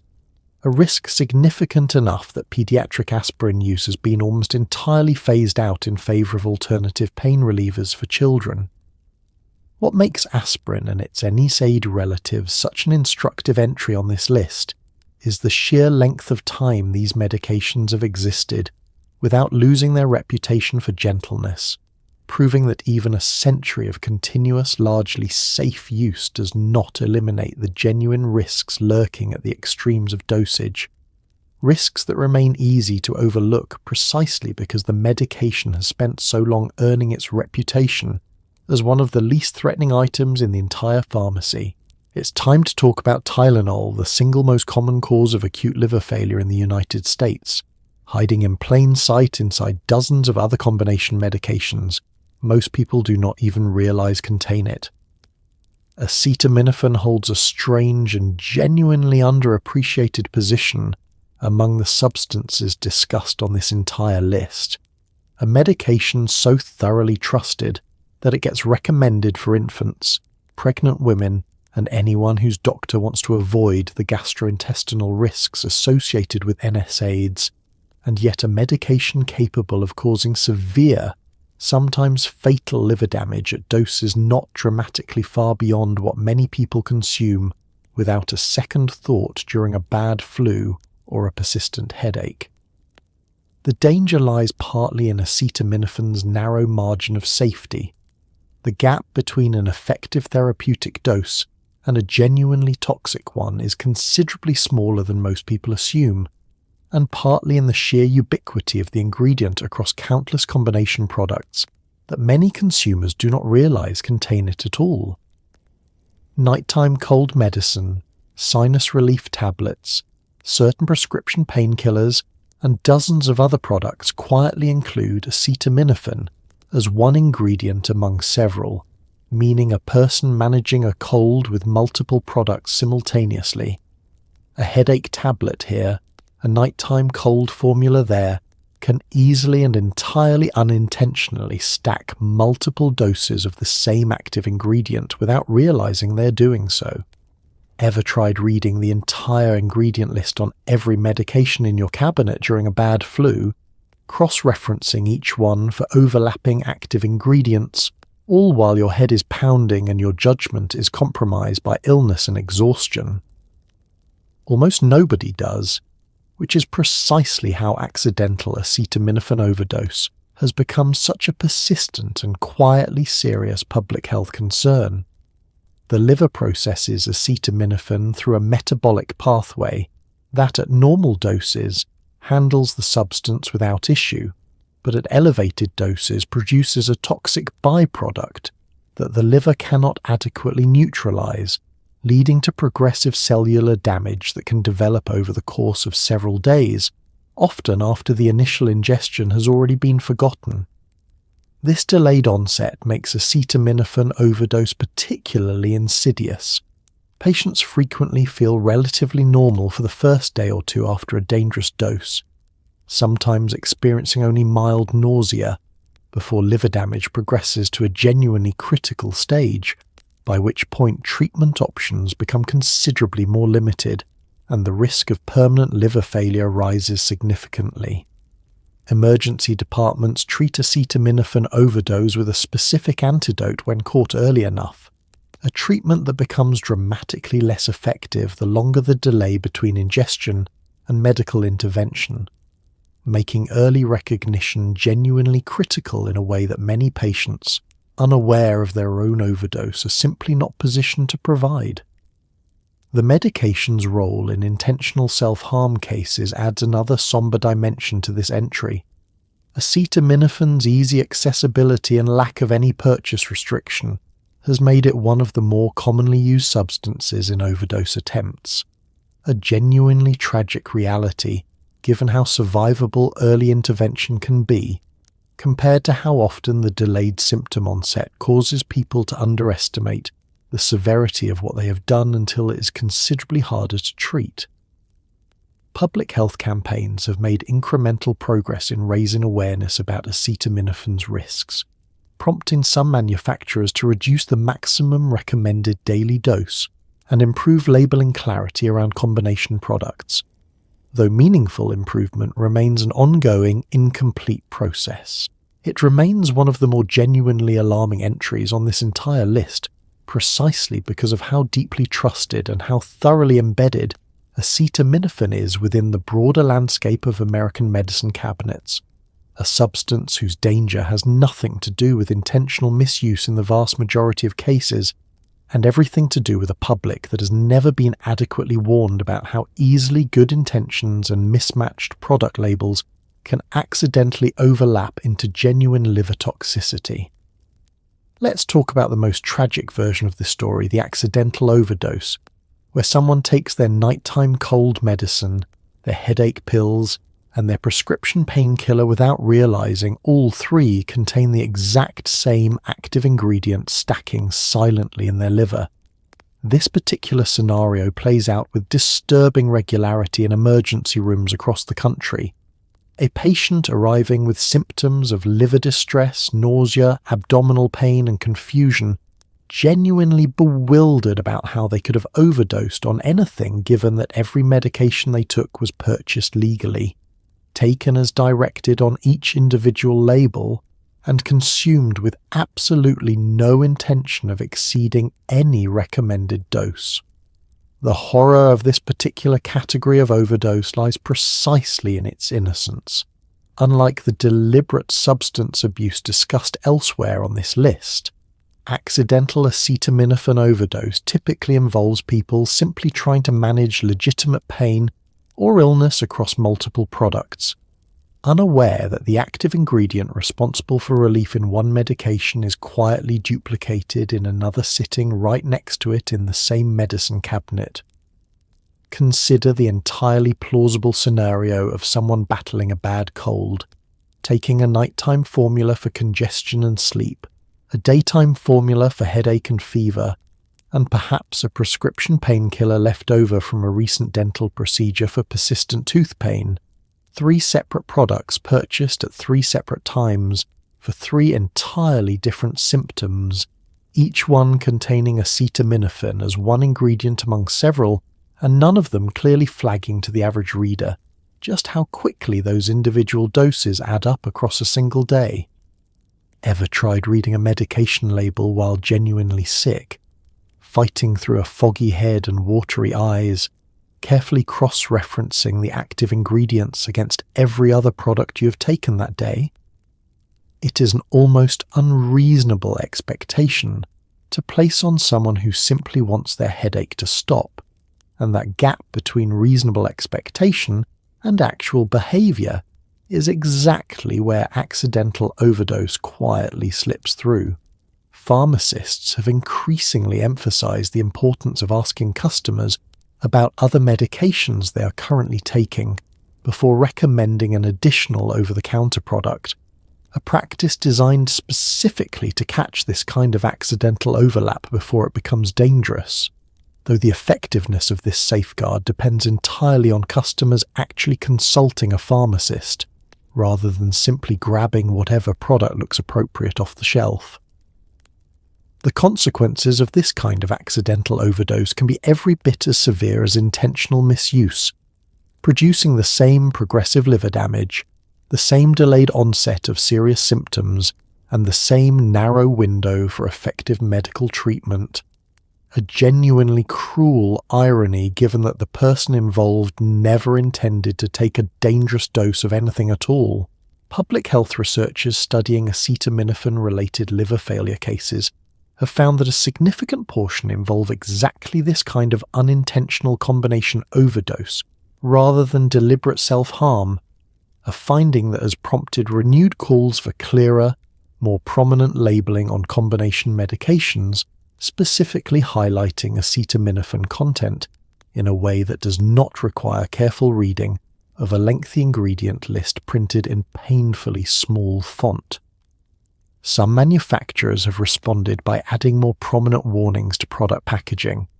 though critics argue the changes remain insufficient given how many products still bury the relevant information among a long list of other ingredients that most consumers, especially while genuinely ill, simply do not have the patience or clarity of mind to carefully pass. it remains one of the more quietly devastating entries on this entire list, a reminder that sometimes the most dangerous overdoses are not the ones involving reckless misuse or deliberate risk-taking, but the ones involving someone doing everything they believed was responsible, following every label exactly as written, and still ending up in a hospital bed wondering how something so carefully managed could have gone so wrong. It's time to talk about a category of over-the-counter medication rarely discussed in the context of substance abuse, laxatives, and the quiet, dangerous relationship many people develop with them. Laxatives occupy an unusual position on this list, distinct from the recreational or accidental misuse patterns discussed elsewhere, because their abuse is typically driven not by a desire for intoxication, but by a much more painful and often invisible struggle related to body image and disordered eating. Sold openly on pharmacy shelves, marketed with reassuring language about digestive comfort and gentle relief, laxatives carry none of the cultural warning signs typically associated with substance misuse. No age restriction, no purchase limit, no suspicious packaging, which makes them particularly accessible to individuals seeking a method of purging calories that feels less immediately alarming than more overt forms of disordered eating behavior. The physiological reality behind laxative misuse is considerably grimmer than the perceived benefit driving it, because laxatives work primarily by affecting the large intestine, after the majority of caloric absorption has already occurred in the small intestine, meaning the widespread belief that laxative use effectively prevents weight gain from a recent meal is largely a misconception, one that nonetheless drives a persistent and dangerous pattern of misuse among individuals struggling with eating disorders. Ever tried explaining to someone in the grip of this behavior that the physical toll they are experiencing, the cramping, the dehydration, the exhaustion, is not actually achieving the outcome they believe it is achieving? The disconnect between perceived benefit and physiological reality makes laxative misuse a particularly insidious pattern, one that continues largely because the underlying psychological drivers, rather than any genuine caloric benefit, keep pulling users back toward a behavior that offers no real reward beyond a fleeting and misleading sense of control. Chronic laxative misuse produces a cascade of serious health consequences, including severe dehydration, dangerous electrolyte imbalances capable of affecting heart rhythm, and a progressive dependency in which the digestive system becomes increasingly unable to function normally without external stimulation, creating a punishing cycle where stopping laxative use produces uncomfortable rebound constipation that often drives users right back to the very behavior causing their underlying health decline. Medical professionals working with eating disorder patients describe laxative misuse as one of the more difficult behaviors to address in treatment, partly because of how easily accessible the substances remain throughout recovery, and partly because the behavior often carries less immediate visible evidence than other disordered eating patterns, allowing it to continue undetected for considerably longer periods before family members or medical providers recognize what is happening. The electrolyte disturbances associated with chronic laxative abuse pose particularly serious cardiac risks, capable of producing dangerous arrhythmias that mirror some of the cardiovascular dangers discussed elsewhere on this list. A genuinely sobering overlap between a behavior driven by body image concerns and the same kind of life-threatening physiological consequences associated with more overtly recreational substance misuse. Pharmacists and retailers have generally resisted implementing purchase restrictions on laxative products, largely because the vast majority of buyers use them for entirely legitimate, medically appropriate purposes, meaning any broad restriction would create genuine hardship for people managing legitimate digestive conditions in order to address a comparatively smaller population struggling with disordered use. This tension leaves laxative misuse in a particularly difficult regulatory position. a genuine health crisis for the individuals affected, occurring almost entirely without any of the retail safeguards applied to other substances on this list, hidden behind a wholesome, unassuming reputation that makes it one of the more overlooked and under-discussed entries in this entire ranking. Let's talk about nitrous oxide, sold legally in tiny canisters, meant for whipping cream, and used recreationally by inhaling it directly for a head rush that lasts less than a minute and can cost considerably more than that. Nitrous oxide occupies a genuinely peculiar corner of substance culture, a gas most commonly associated with dental offices, where it has been used safely for generations to calm nervous patients before procedures and simultaneously sold in small, unregulated canisters marketed for an entirely different and thoroughly mundane purpose: whipping cream at home. These small metal canisters, sold in bulk packs at grocery stores and kitchen supply shops with no age restriction whatsoever, contain pressurized nitrous oxide intended to charge whipped cream dispensers and have long been diverted toward an entirely different use: recreational inhalation for a brief, intense euphoric rush that users describe as a wave of dizzy, giggly disorientation lasting barely long enough to fully register before it fades. Ever tried explaining to a store clerk why you need 40 canisters of whipped cream charger, despite having no dessert plans whatsoever? The scenario has become common enough that some retailers have started limiting bulk purchases, treating a baking accessory with unexpected suspicion, a strange retail dance similar to several other entries on this list, where an ordinary product's purchasing patterns eventually give away its secondary purpose. The recreational practice, commonly known as doing whippets, involves discharging the pressurized gas into a balloon and inhaling from it, a method that produces the desired brief euphoric effect while avoiding the extreme cold of the gas as it releases directly from the canister, a cold intense enough to cause frostbite injuries to the mouth and throat in users who inhale directly without the balloon intermediary.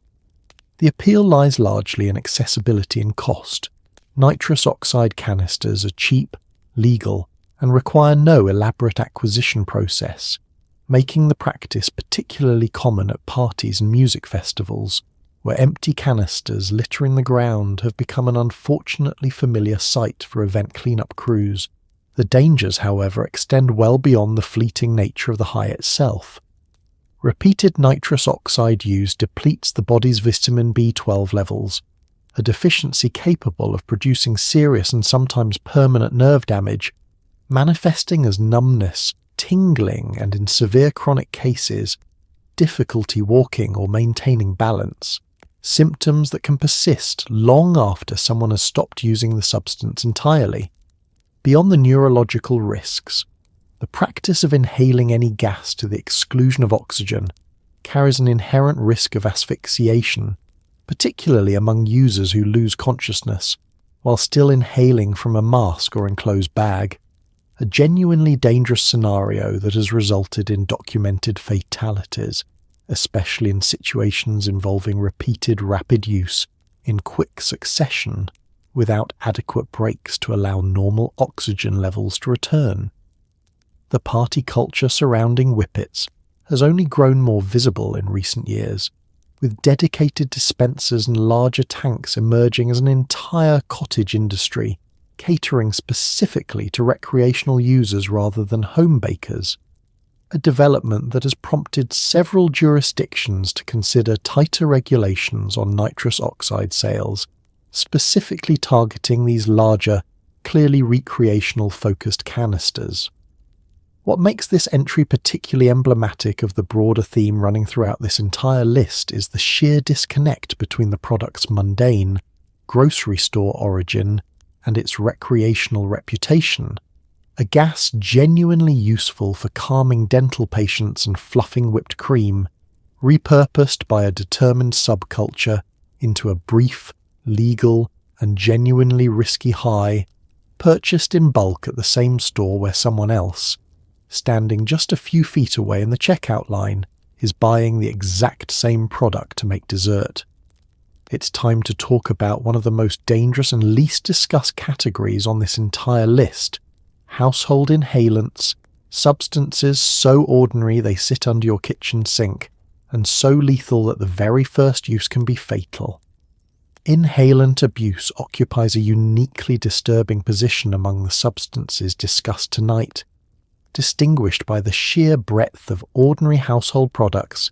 capable of producing intoxicating effects when their fumes are deliberately inhaled, including aerosol sprays, cleaning solvents, glue,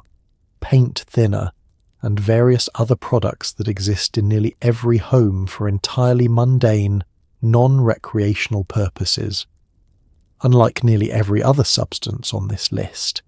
inhalants carry a uniquely terrifying risk profile because their danger does not scale predictably with dosage or frequency of use, a phenomenon within the medical community sometimes referred to as sudden sniffing death syndrome, in which even a single instance of inhalant misuse, regardless of the user's prior experience or general health, can trigger a fatal cardiac arrhythmia with essentially no warning whatsoever. The chemicals involved disrupt the heart's normal electrical rhythm while simultaneously depriving the body of adequate oxygen, a dangerous combination that becomes particularly lethal when a startled or physically exerted user's heart rate spikes suddenly during or immediately after inhalation, a scenario that has claimed the lives of first-time users with genuinely no prior indication of vulnerability. Ever tried reconciling the fact that a product sitting in your garage, purchased for a completely legitimate household task, carries a documented risk of causing sudden death on a person's very first attempt at recreational misuse? It is a genuinely sobering thought, one that separates inhalants from nearly every other entry on this list, where risk typically accumulates gradually through repeated or escalating misuse rather than striking unpredictably on a first attempt. Inhalant abuse has historically been most prevalent among younger adolescents, largely because the products involved are so thoroughly unrestricted, requiring no age verification, no purchase limit, and no specialized knowledge to acquire, unlike nearly every other substance discussed tonight, meaning a curious 12 or 13-year-old faces essentially no meaningful barrier between curiosity and access. The practice, sometimes referred to as huffing when inhaled from a soaked rag, or bagging when inhaled from a plastic bag containing the fumes, produces a brief, disorienting euphoria alongside slurred speech, dizziness, and hallucinations, effects that fade within minutes, encouraging repeated use in rapid succession throughout a single session, a pattern that dramatically compounds the cardiac and neurological risks involved. Beyond the immediate danger of sudden cardiac death, chronic inhalant use produces severe and often irreversible damage to the brain, liver, and kidneys, with heavy long-term users showing measurable cognitive decline, memory impairment, and in severe cases, a condition resembling advanced dementia, despite occurring in individuals who may still be in their teens or early 20s. Public health campaigns targeting inhalant abuse have historically struggled with an unusual challenge compared to other substance prevention efforts, namely that restricting access to the products involved would require regulating an enormous range of entirely legitimate household and industrial goods, an approach that is simply impractical given how essential many of these products are for ordinary household maintenance and repair work. Instead, prevention efforts have focused primarily on education, attempting to reach adolescents before curiosity leads them toward experimentation, a strategy with mixed results given how quietly and privately inhalant misuse can occur, often within a bedroom closet or bathroom, using products a parent would have absolutely no reason to suspect. It remains, by a considerable margin, one of the most quietly alarming entries on this entire list, a category of substance where the phrase over-the-counter barely captures the reality, since most of these products are not even sold with any pharmaceutical framing whatsoever, sitting instead in the same aisle as sponges and dish soap, waiting for a curiosity that could prove fatal on the very first try. Let's talk about the people on the other end of the phone when someone panics after taking too much of something legal. The poison control specialists who talk callers through overdoses on drugs most people never think to fear. Poison control centers occupy a genuinely underappreciated corner of the American healthcare system, staffed around the clock by specialists trained to calmly walk panicked callers through exactly the kind of scenarios discussed throughout this entire episode.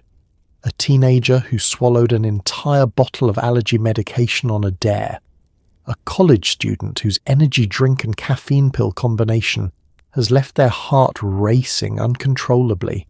A parent who just discovered their toddler eating candy-flavoured melatonin gummies from an unattended bottle.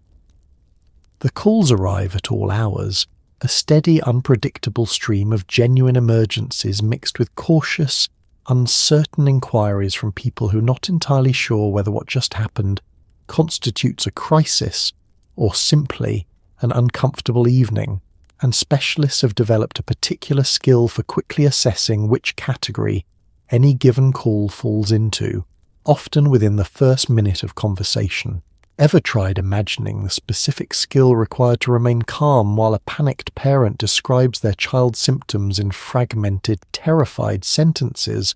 while simultaneously cross-referencing the exact medication involved against a mental database of potential toxicity thresholds? All without the caller on the other end ever sensing the urgency building behind the specialist's steady, reassuring voice. It is a genuinely specialised form of expertise, part medical knowledge, part crisis counselling, entirely dependent on projecting calm competence during exactly the moments when panic would otherwise dominate the conversation. The specialists working these hotlines describe certain predictable patterns emerging across the calendar year: spikes in caffeine-related calls during college final seasons, spikes in accidental pediatric medication ingestion around holidays when houses are fuller and routines are disrupted, spikes in intentional misuse calls that correlate disturbingly well with whatever substance happens to be trending in short-form internet videos at any given moment. A genuinely modern wrinkle in a profession with decades of institutional history. Poison control data has become an unexpectedly valuable early warning system for public health officials monitoring emerging substance trends, often identifying a spike in calls related to a specific product well before that trend receives broader media attention, giving researchers and regulators a genuine head start in understanding what teenagers and young adults are actually doing with the products sitting in their homes, as opposed to what official surveys and self-reported studies might suggest. The specialists themselves describe a particular kind of quiet satisfaction in successfully talking a caller through a genuine crisis without requiring an emergency room visit at all. A significant portion of poison control calls conclude with reassurance and home monitoring instructions rather than an ambulance dispatch. A genuinely valuable service that reduces unnecessary strain on emergency departments while still ensuring that callers receive accurate, medically sound guidance rather than relying on a frantic internet search during a moment of genuine panic. But the job carries its own emotional toll as well. Specialists who have spent years on these hotlines describe the particular weight of calls that do not resolve well. Cases where the substance involved, the amount consumed, or the delay before calling for help placed a situation beyond the point where guidance alone could change the outcome. A sobering reminder present throughout every shift that behind every call is a real person making real decisions, often under the influence of panic, curiosity, or desperation, about substances most of them never expected to cause them any harm at all. The continued existence and steady call volume of these hotlines serves as its own quiet testament to everything discussed throughout this entire episode. A reminder that the substances capable of landing someone in a genuine medical crisis are not always exotic or illegal, and that somewhere on the other end of a phone line right now, someone is calmly talking a stranger through exactly the kind of overdose nobody ever expects to survive discussing until it happens to them. It's time to close out with an uncomfortable thought experiment, a look back at everything covered tonight, and a ranking of exactly how dangerous each of these substances really is, compared to the illegal drugs everyone assumes are worse. Walk back through everything discussed tonight, and a strange pattern emerges, one that has nothing to do with legality and everything to do with how thoroughly a substance's reputation shapes public perception of its actual risk. The drugs people fear most tend to be the ones with the most dramatic cultural baggage, the ones with decades of dedicated law enforcement attention, ominous warning labels, and public service announcements built specifically around them. Meanwhile, the substances quietly capable of stopping a heart, destroying a liver, or triggering a fatal arrhythmia on a first attempt often sit unregulated on open shelves, wrapped in cheerful packaging, marketed to parents and grandparents as gentle, dependable solutions to entirely mundane problems. Ever tried ranking danger purely by cultural reputation rather than actual physiological risk, and noticing just how badly those two lists fail to align? A drug's legal status turns out to be a remarkably poor predictor of its actual capacity for harm, shaped far more by historical accident, lobbying influence, and cultural momentum than by any careful, consistent assessment of physiological risk. Consider the strange company assembled across this entire episode. A cough suppressant capable of producing dissociative states, typically associated with far more heavily regulated hallucinogens. An allergy pill capable of triggering fatal cardiac arrhythmias. A stomach medication misused as an opioid substitute serious enough to concern cardiologists. And a baking spice with a documented, if thoroughly unpleasant, history of prison and shipboard drug use stretching back centuries. None of these substances required a dealer, a dark web marketplace, or any specialized knowledge to acquire. Every single one of them was purchased legally, over a counter, by someone who in most cases had no meaningful understanding of the risk they were carrying home in a paper bag. If there is a single unifying thread running through everything covered tonight, it is this uncomfortable truth that danger and accessibility are not opposites, and that the substances easiest to acquire are sometimes the ones carrying the least amount of built-in caution, precisely because their easy availability has trained an entire culture to stop asking questions about what they actually do inside the human body. The teenagers robo-tripping on cough syrup, the college students stacking caffeine pills through finals week, the desperate individuals managing opioid withdrawal with anti-diarrheal medication. None of them set out chasing something dangerous in the way that phrase typically implies. They reached for what was closest, what was legal, what carried no dramatic warning label, and in doing so gambled with consequences considerably more serious than anything printed on the box. This is not an argument that every medication discussed tonight should suddenly require the same regulatory scrutiny as a controlled substance. The overwhelming majority of people who purchase cough syrup, allergy pills, and caffeine tablets use them exactly as intended and experience exactly the benign relief the packaging promises. But it is worth sitting with the genuine strangeness of a system in which the danger of a substance gets communicated almost entirely through legal classification rather than actual physiological risk, leaving ordinary consumers to stumble upon the difference the hard way, usually in an emergency room, occasionally too late for it to matter. So the next time you walk past that unassuming shelf of cold medicine, allergy pills and stomach remedies, spare a thought for everything sitting quietly behind those familiar labels, and maybe, just maybe, read the fine print a little more carefully than you have in the past. Let's talk about what happens when people combine multiple over-the-counter antihistamines, sleep aids, and cold medications simultaneously, treating their medicine cabinet like a cocktail bar and their own nervous system like a venue willing to tolerate whatever experiment walks through the door. The practice does not have a glamorous name. There is no trending hashtag built around it, no internet forum with an enthusiastic community of devoted practitioners comparing notes with the breathless enthusiasm of people who have discovered something genuinely novel. It happens quietly, in bedrooms and bathrooms,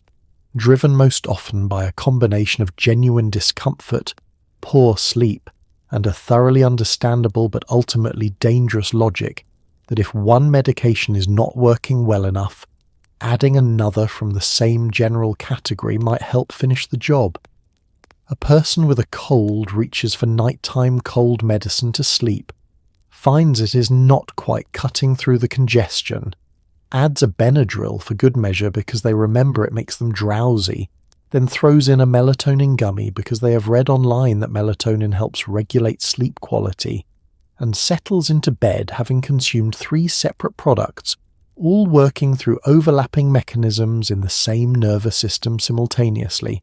none of whose labels specifically warned against this exact combination, because each was written in isolation, without accounting for the many other things a person might reasonably take alongside it. The body is not designed with redundancy in mind when it comes to drug interactions. 2 substances working through the same receptor pathway do not simply double the therapeutic effect and leave everything else unchanged. They compete, they compound, they produce effects that neither substance would have generated individually, sometimes in ways that are merely unpleasant, and sometimes in ways that require a phone call to poison control or a trip to an emergency room that nobody had scheduled into their evening.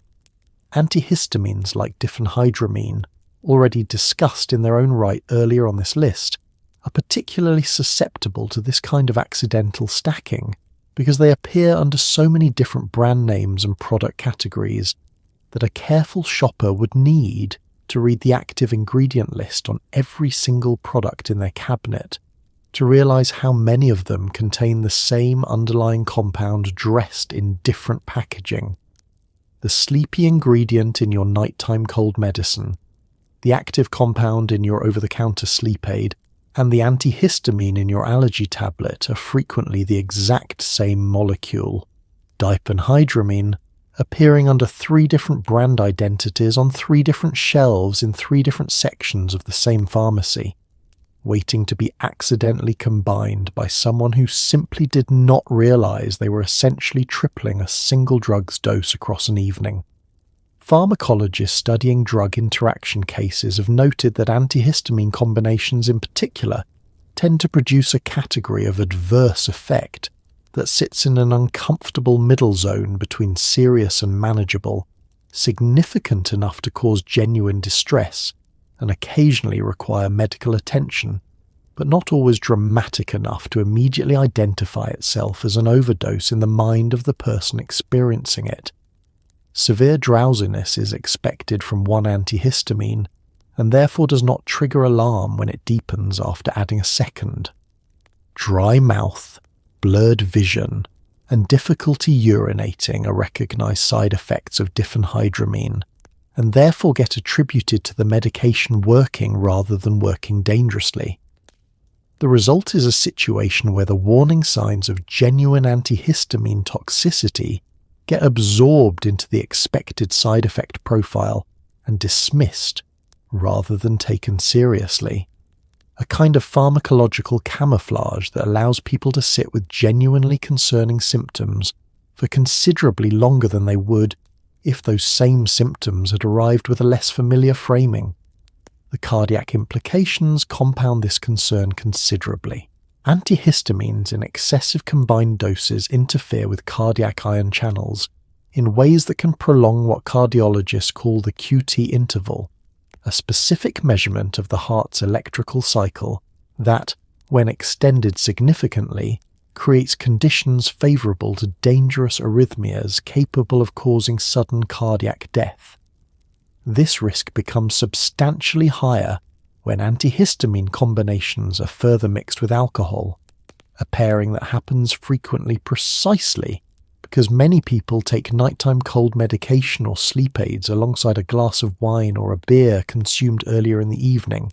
not considering alcohol a drug in the way their other consumed substances might be classified, and therefore not flagging it as a potentially dangerous addition to an already complicated pharmacological cocktail. Emergency room physicians treating these cases describe a particular category of patient who arrives with a frightening heart rhythm and a medication history that initially seems unremarkable, precisely because every individual substance involved is available without a prescription and carries no cultural association with danger, requiring careful reconstruction of exactly what was taken and when before the interaction becomes apparent. The elderly population faces a particularly elevated risk from antihistamine combinations, for several compounding reasons that make this demographic worth discussing specifically, rather than simply noting as a footnote. Older adults metabolize medications more slowly, meaning that standard doses remain active in the system for longer periods than in younger bodies, making the accumulation of overlapping antihistamine doses more rapid and more pronounced, even when each individual product is used at its labelled amount. They are also more likely to be taking multiple prescription medications that carry their own interaction risks with over-the-counter antihistamines, and simultaneously more likely to be managing a range of conditions, allergies, insomnia, cold and flu symptoms that might lead them toward multiple antihistamine-containing products in the course of a single day without any awareness of the cumulative pharmacological burden being placed on a cardiovascular system that may already be operating under strain from age-related changes. Geriatric specialists have increasingly highlighted antihistamine combinations as a genuine and underappreciated cause of confusion, falls, and cardiac events in older patients, a population for whom a product as innocuous seeming as nighttime cold medicine can represent a meaningful clinical risk when combined with other household remedies they have been reaching for without a second thought for decades. Children represent the other end of the same vulnerability spectrum, particularly in households where over-the-counter products intended for adults are occasionally administered in reduced doses to children whose weight makes their apparent vulnerability seem manageable without specialist guidance. The antihistamine doses contained in adult formulations can produce dramatically more pronounced effects in smaller bodies, and the combination of even two such products in a child significantly compounds this risk in ways that parents who have not specifically researched pediatric pharmacology would have essentially no way to anticipate. Cases of accidental antihistamine overdose in children account for a meaningful portion of pediatric poison control calls, the majority involving products that were in no way intended for recreational misuse, simply products administered by well-meaning caregivers who did not realize how close together multiple standard doses of multiple different products were bringing them to a genuinely dangerous total. The regulatory response to antihistamine combination risks has been limited primarily to the kinds of cautionary language buried in the drug fact section of product packaging that most consumers never read in full under ordinary circumstances and are particularly unlikely to pass carefully when sick, exhausted, and simply trying to feel well enough to sleep. Some healthcare advocates have called for clearer, prominent warnings about the risks of combining antihistamine-containing products, potentially including explicit language on packaging, pointing out specific categories of other products that should not be combined, a change that product manufacturers have been slow to implement voluntarily, given the commercial sensitivity of any messaging that might discourage consumers from purchasing a product in their lineup. The fundamental challenge underlying this entire issue is one that applies broadly across many entries on this list, an over-the-counter regulatory environment designed around the premise that each product is evaluated and used individually rather than in the layered, simultaneous, casually improvisational way that real human beings actually manage their medicine cabinets, stacking products across a single evening with the confident informality of people who have never had a reason to treat their bathroom cabinet as a place requiring careful pharmacological literacy to navigate safely. What makes antihistamine cocktailing so particularly emblematic of the broader theme running through this entire episode is how thoroughly it emerges from good intentions rather than reckless impulse. Nobody combining nighttime cold medicine, an allergy tablet, and a melatonin gummy is chasing a high, attempting to manage a dependency, or looking for an experience that pushes past normal pharmaceutical boundaries. They're simply trying to sleep through a stuffy nose.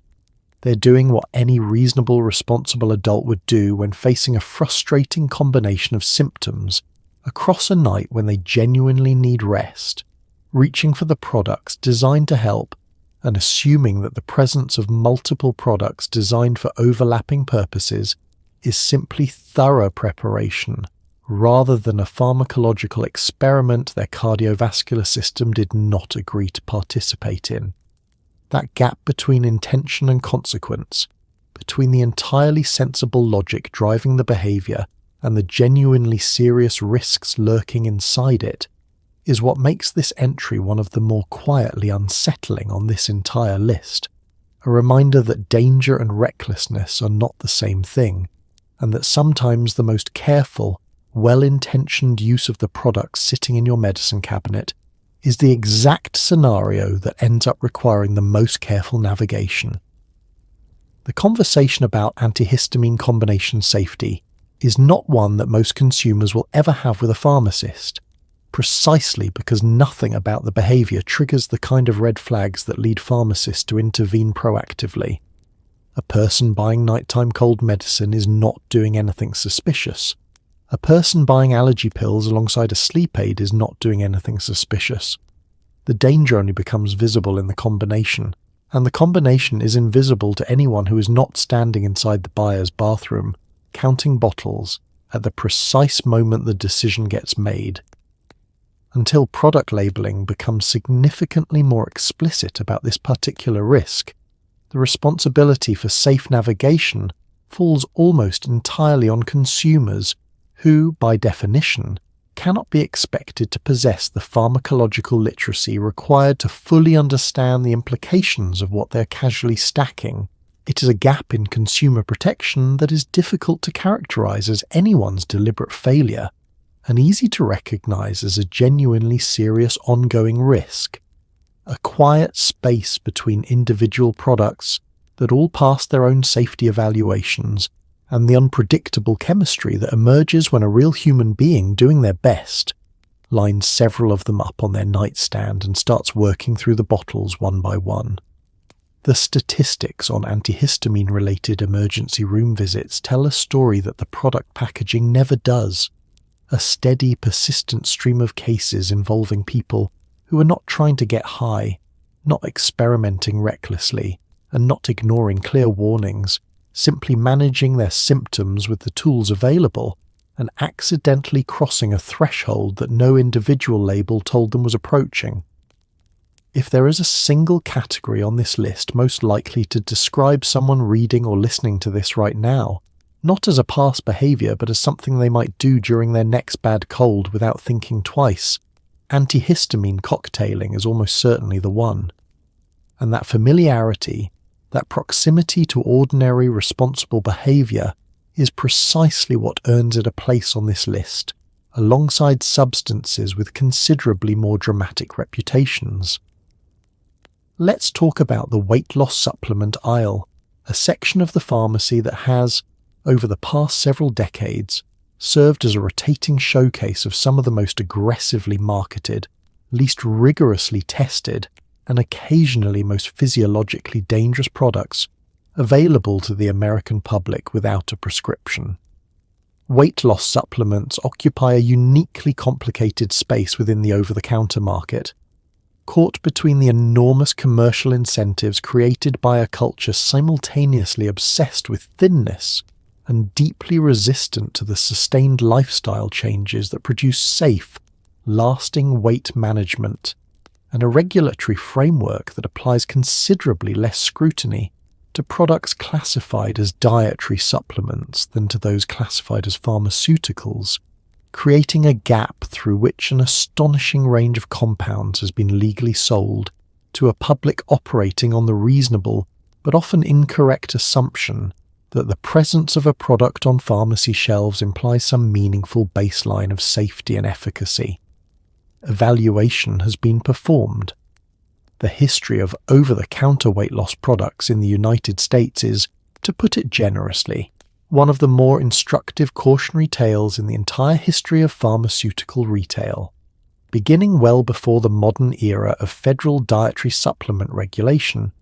products marketed for weight loss have cycled repeatedly through a pattern of popular enthusiasm, followed by regulatory investigation, followed by market withdrawal, as compound after compound initially embraced by desperate consumers eventually revealed a risk profile that the enthusiastic early marketing had conspicuously failed to mention. The thyroid extract products of the early 20th century, the amphetamine-based diet pills of the mid-century decades, the fen-phen combination that proved catastrophic for heart valves before being pulled from the market in the late 1990s, the ephedra supplements that drove a decade of sales before being linked to heart attacks, strokes, and deaths significant enough to finally prompt federal action. Each chapter following the same basic arc, a product arrives with compelling claims, generates substantial revenue during a window of consumer enthusiasm, and eventually disappears from shelves after the human cost of its side effects becomes impossible to ignore. The ephedra story deserves particular attention within this broader narrative because it represents one of the clearest examples of how aggressively a dangerous supplement can be defended by commercial interests even after substantial evidence of harm has accumulated. Ephedrine, the active alkaloid in ephedra, produces stimulant effects that do generate genuine short-term weight loss through appetite suppression and increased metabolic rate, a pharmacological reality that gave the products genuine selling power even as the cardiac risks associated with elevated doses in susceptible individuals began accumulating in adverse event reports to federal agencies. Manufacturers lobbied vigorously against proposed restrictions, arguing that the risks were overstated, that responsible use was safe, and that the proposed regulatory action was an unjustified interference with consumer freedom. Arguments that delayed federal action for years while reports of heart attacks, strokes, and deaths in otherwise healthy young users continued to arrive at regulatory offices. When the ban finally came, it represented one of the most significant federal actions ever taken against a dietary supplement, a meaningful acknowledgement that the existing regulatory framework had failed to protect consumers from a substance whose dangers had been apparent to researchers for considerably longer than the market had taken them seriously. The post-ephedra supplement landscape filled rapidly with replacement products, marketed with similar promises, but formulated around different active compounds designed to stay one step ahead of regulatory scrutiny, a pattern that continues to the present day. Synephrine, derived from bitter orange, emerged as a common ephedra substitute and has itself generated a body of adverse event reports suggesting cardiac risks similar to those that ultimately doomed its predecessor, occupying a current position in the supplement market strikingly similar to where ephedra sat a decade before its eventual ban. Stimulant-based supplements combining multiple compounds, each individually present at doses below thresholds that would trigger standalone regulatory concern, but collectively producing stimulant loads substantial enough to elevate heart rate, raise blood pressure, and stress cardiac function in susceptible users, have proliferated across the weight loss supplement category, with marketing that emphasizes proprietary blends rather than transparent ingredient disclosure, making independent safety evaluation genuinely difficult. The proprietary blend designation, legal under current supplement regulations, allows manufacturers to disclose which ingredients a product contains without specifying the exact quantity of each, meaning consumers purchasing these products have no reliable way of knowing how much of any specific stimulant compound they're actually ingesting per dose, a gap in transparency that would be completely unacceptable in the regulated pharmaceutical market, and that has no satisfactory justification beyond the commercial benefits of obscuring information that might give careful consumers pause. Thermogenic supplements, designed to increase the body's metabolic heat production as a mechanism for burning additional calories, represent one of the larger current categories within the weight loss supplement market, and one of the more complex from a safety standpoint. The compounds responsible for the thermogenic effect typically include combinations of stimulants and other ingredients whose individual and combined safety profiles have often been evaluated primarily in pre-market testing, conducted by the manufacturers themselves rather than through independent clinical evaluation, a situation that creates obvious incentive alignment problems in terms of how honestly the resulting data gets interpreted and presented. Users experience the thermogenic effect as increased warmth, elevated heart rate, and sometimes a jittery, anxious feeling that many recognize as the physiological sensation of stimulant overload, but interpret as evidence that the product is working as intended, rather than as a warning sign worth taking seriously. The line between a thermogenic supplement performing its intended function and a thermogenic supplement placing excessive strain on a cardiovascular system not equipped to tolerate the induced metabolic demands is frequently invisible to the consumer experiencing the symptoms, and the product labeling rarely provides guidance specific enough to help users locate that line before accidentally crossing it. Emergency room physicians practicing in areas with high supplement market penetration describe a recognizable pattern of stimulant-supplement-related cardiac presentations. Young to middle-aged adults arriving with palpitations, chest tightness, or dangerously elevated blood pressure after recently starting a new weight loss supplement regimen, frequently surprised to discover that the product responsible falls into the category their doctor now needs to discuss removing from their daily routine. The surprise is significant because it reflects a genuine consumer expectation, one carefully cultivated by supplement marketing, that over the counter, availability implies a level of safety evaluation comparable to that applied to actual pharmaceuticals, an expectation that the current regulatory framework for dietary supplements simply does not support. Understanding that a product is sold legally in a pharmacy is not the same as understanding that it has been rigorously evaluated for safety and efficacy before reaching that shelf, a distinction that the supplement industry has historically had very little commercial incentive to make clear. The population most vulnerable to serious adverse events from weight loss. Supplements overlaps considerably with the population most aggressively targeted by supplement marketing, individuals with existing metabolic conditions, cardiovascular risk factors, or elevated baseline anxiety who are already at greater physiological risk from the stimulant effects these products deliver. Someone with an underlying heart arrhythmia taking a thermogenic supplement with an undisclosed stimulant load in a proprietary blend is not a scenario that is screened for at the point of sale, because nothing about the over-the-counter supplement transaction involves the kind of medical history review that would identify this particular combination of circumstances as concerning. The customer completes a purchase, takes the recommended dose, and finds out whether their particular physiology is compatible with the product's actual ingredient profile through the deeply inefficient method of experiencing the consequences firsthand,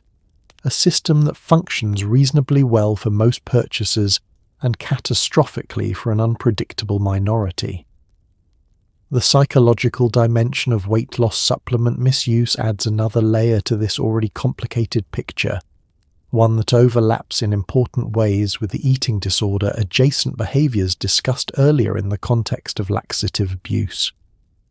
The desperation that drives people toward over-the-counter weight loss products is frequently not casual curiosity, but genuine, painful distress about body image, health, or self-perception, a vulnerability that the marketing surrounding these products is specifically designed to identify and exploit with imagery, testimonials, and language engineered to convince buyers that transformation is not only possible, but imminent, available in the bottles being advertised. Purchasing a weight loss supplement under these circumstances is not a pharmacologically neutral decision to try an interesting product. It is an emotionally loaded investment made by someone already experiencing significant distress, which makes the experience of the product failing to produce its promised results, or worse, producing dangerous side effects, a potentially serious psychological event layered on top of whatever physical consequences the product itself might generate. The over-the-counter weight loss supplement market in its current form represents one of the clearest ongoing failures of consumer protection across the entire landscape covered by this episode, a category generating billions of dollars annually from a public that largely does not understand that the products it is purchasing exist in a regulatory environment that prioritizes market access over demonstrated safety, that allows proprietary ingredient obscuration that would be illegal in the pharmaceutical market, and that has repeatedly demonstrated a capacity to sell products later found to be seriously dangerous to vulnerable populations for years before regulatory action eventually removes them from shelves. The individuals making those purchases are not doing anything unreasonable, given the information available to them at the point of sale. They are trusting a system of product availability and retail oversight to communicate meaningful safety signals through the simple mechanism of allowing a product to be sold, a trust that the current dietary supplement regulatory framework is structurally unable to consistently justify. It is a gap in consumer protection that has been identified, documented, and debated for decades without producing the kind of fundamental regulatory reform that the history of weight loss supplement-related harm would seem to clearly warrant, a situation that will almost certainly continue generating its next chapter of harmful products and delayed regulatory responses right on schedule, precisely because the commercial incentives sustaining the current arrangement remain considerably more powerful than the public health arguments for changing it. And so here you are, lying in the dark, somewhere between awake and asleep, having just spent the better part of an evening learning that the most dangerous pharmacy in America is the one at the end of your street, the one with the cheerful seasonal display in the window and the loyalty card program that gives you points every time you spend $40. The one where the worst thing you expected to find was an expired coupon. Take a breath, a slow one. The kind medieval peasants learned to take through their nose on frozen nights so the cold air would not hit their lungs too hard. You have survived this episode. Your liver is fine. Your heart is beating at a perfectly normal rhythm. And unlike roughly half the substances discussed tonight, that is an outcome you can attribute at least partly to the fact that you spent this evening listening rather than experimenting. Think about what we covered. Not in the way that makes you want to check your medicine cabinet with a flashlight and a sense of mounting dread, but in the quieter way, the way that settles when something you already half knew gets laid out clearly enough to actually land. You knew, somewhere in the back of your mind, that cough syrup came with a warning label for a reason. You knew that Benadryl was not entirely without consequence. You knew that the supplement aisle was not staffed by medical professionals reviewing products for safety before placing them on the shelf. You knew these things the way you know most things about risk, abstractly, vaguely, in a way that never quite became specific enough to change any particular decision on any particular Tuesday evening when your head hurt and you were just trying to feel better. Tonight made it specific. And that specificity is worth something, not as anxiety, not as a reason to treat every bottle in your bathroom like a live explosive, but as a quiet recalibration of what it means to be a careful consumer in a world that makes carefulness genuinely difficult. Because the system discussed tonight, the regulatory gaps, the labelling failures, the proprietary blends and the purchase logs, and the interaction warnings buried in fine print, nobody reads during a bad cold. That system is not designed against you. It is simply not always designed for you either.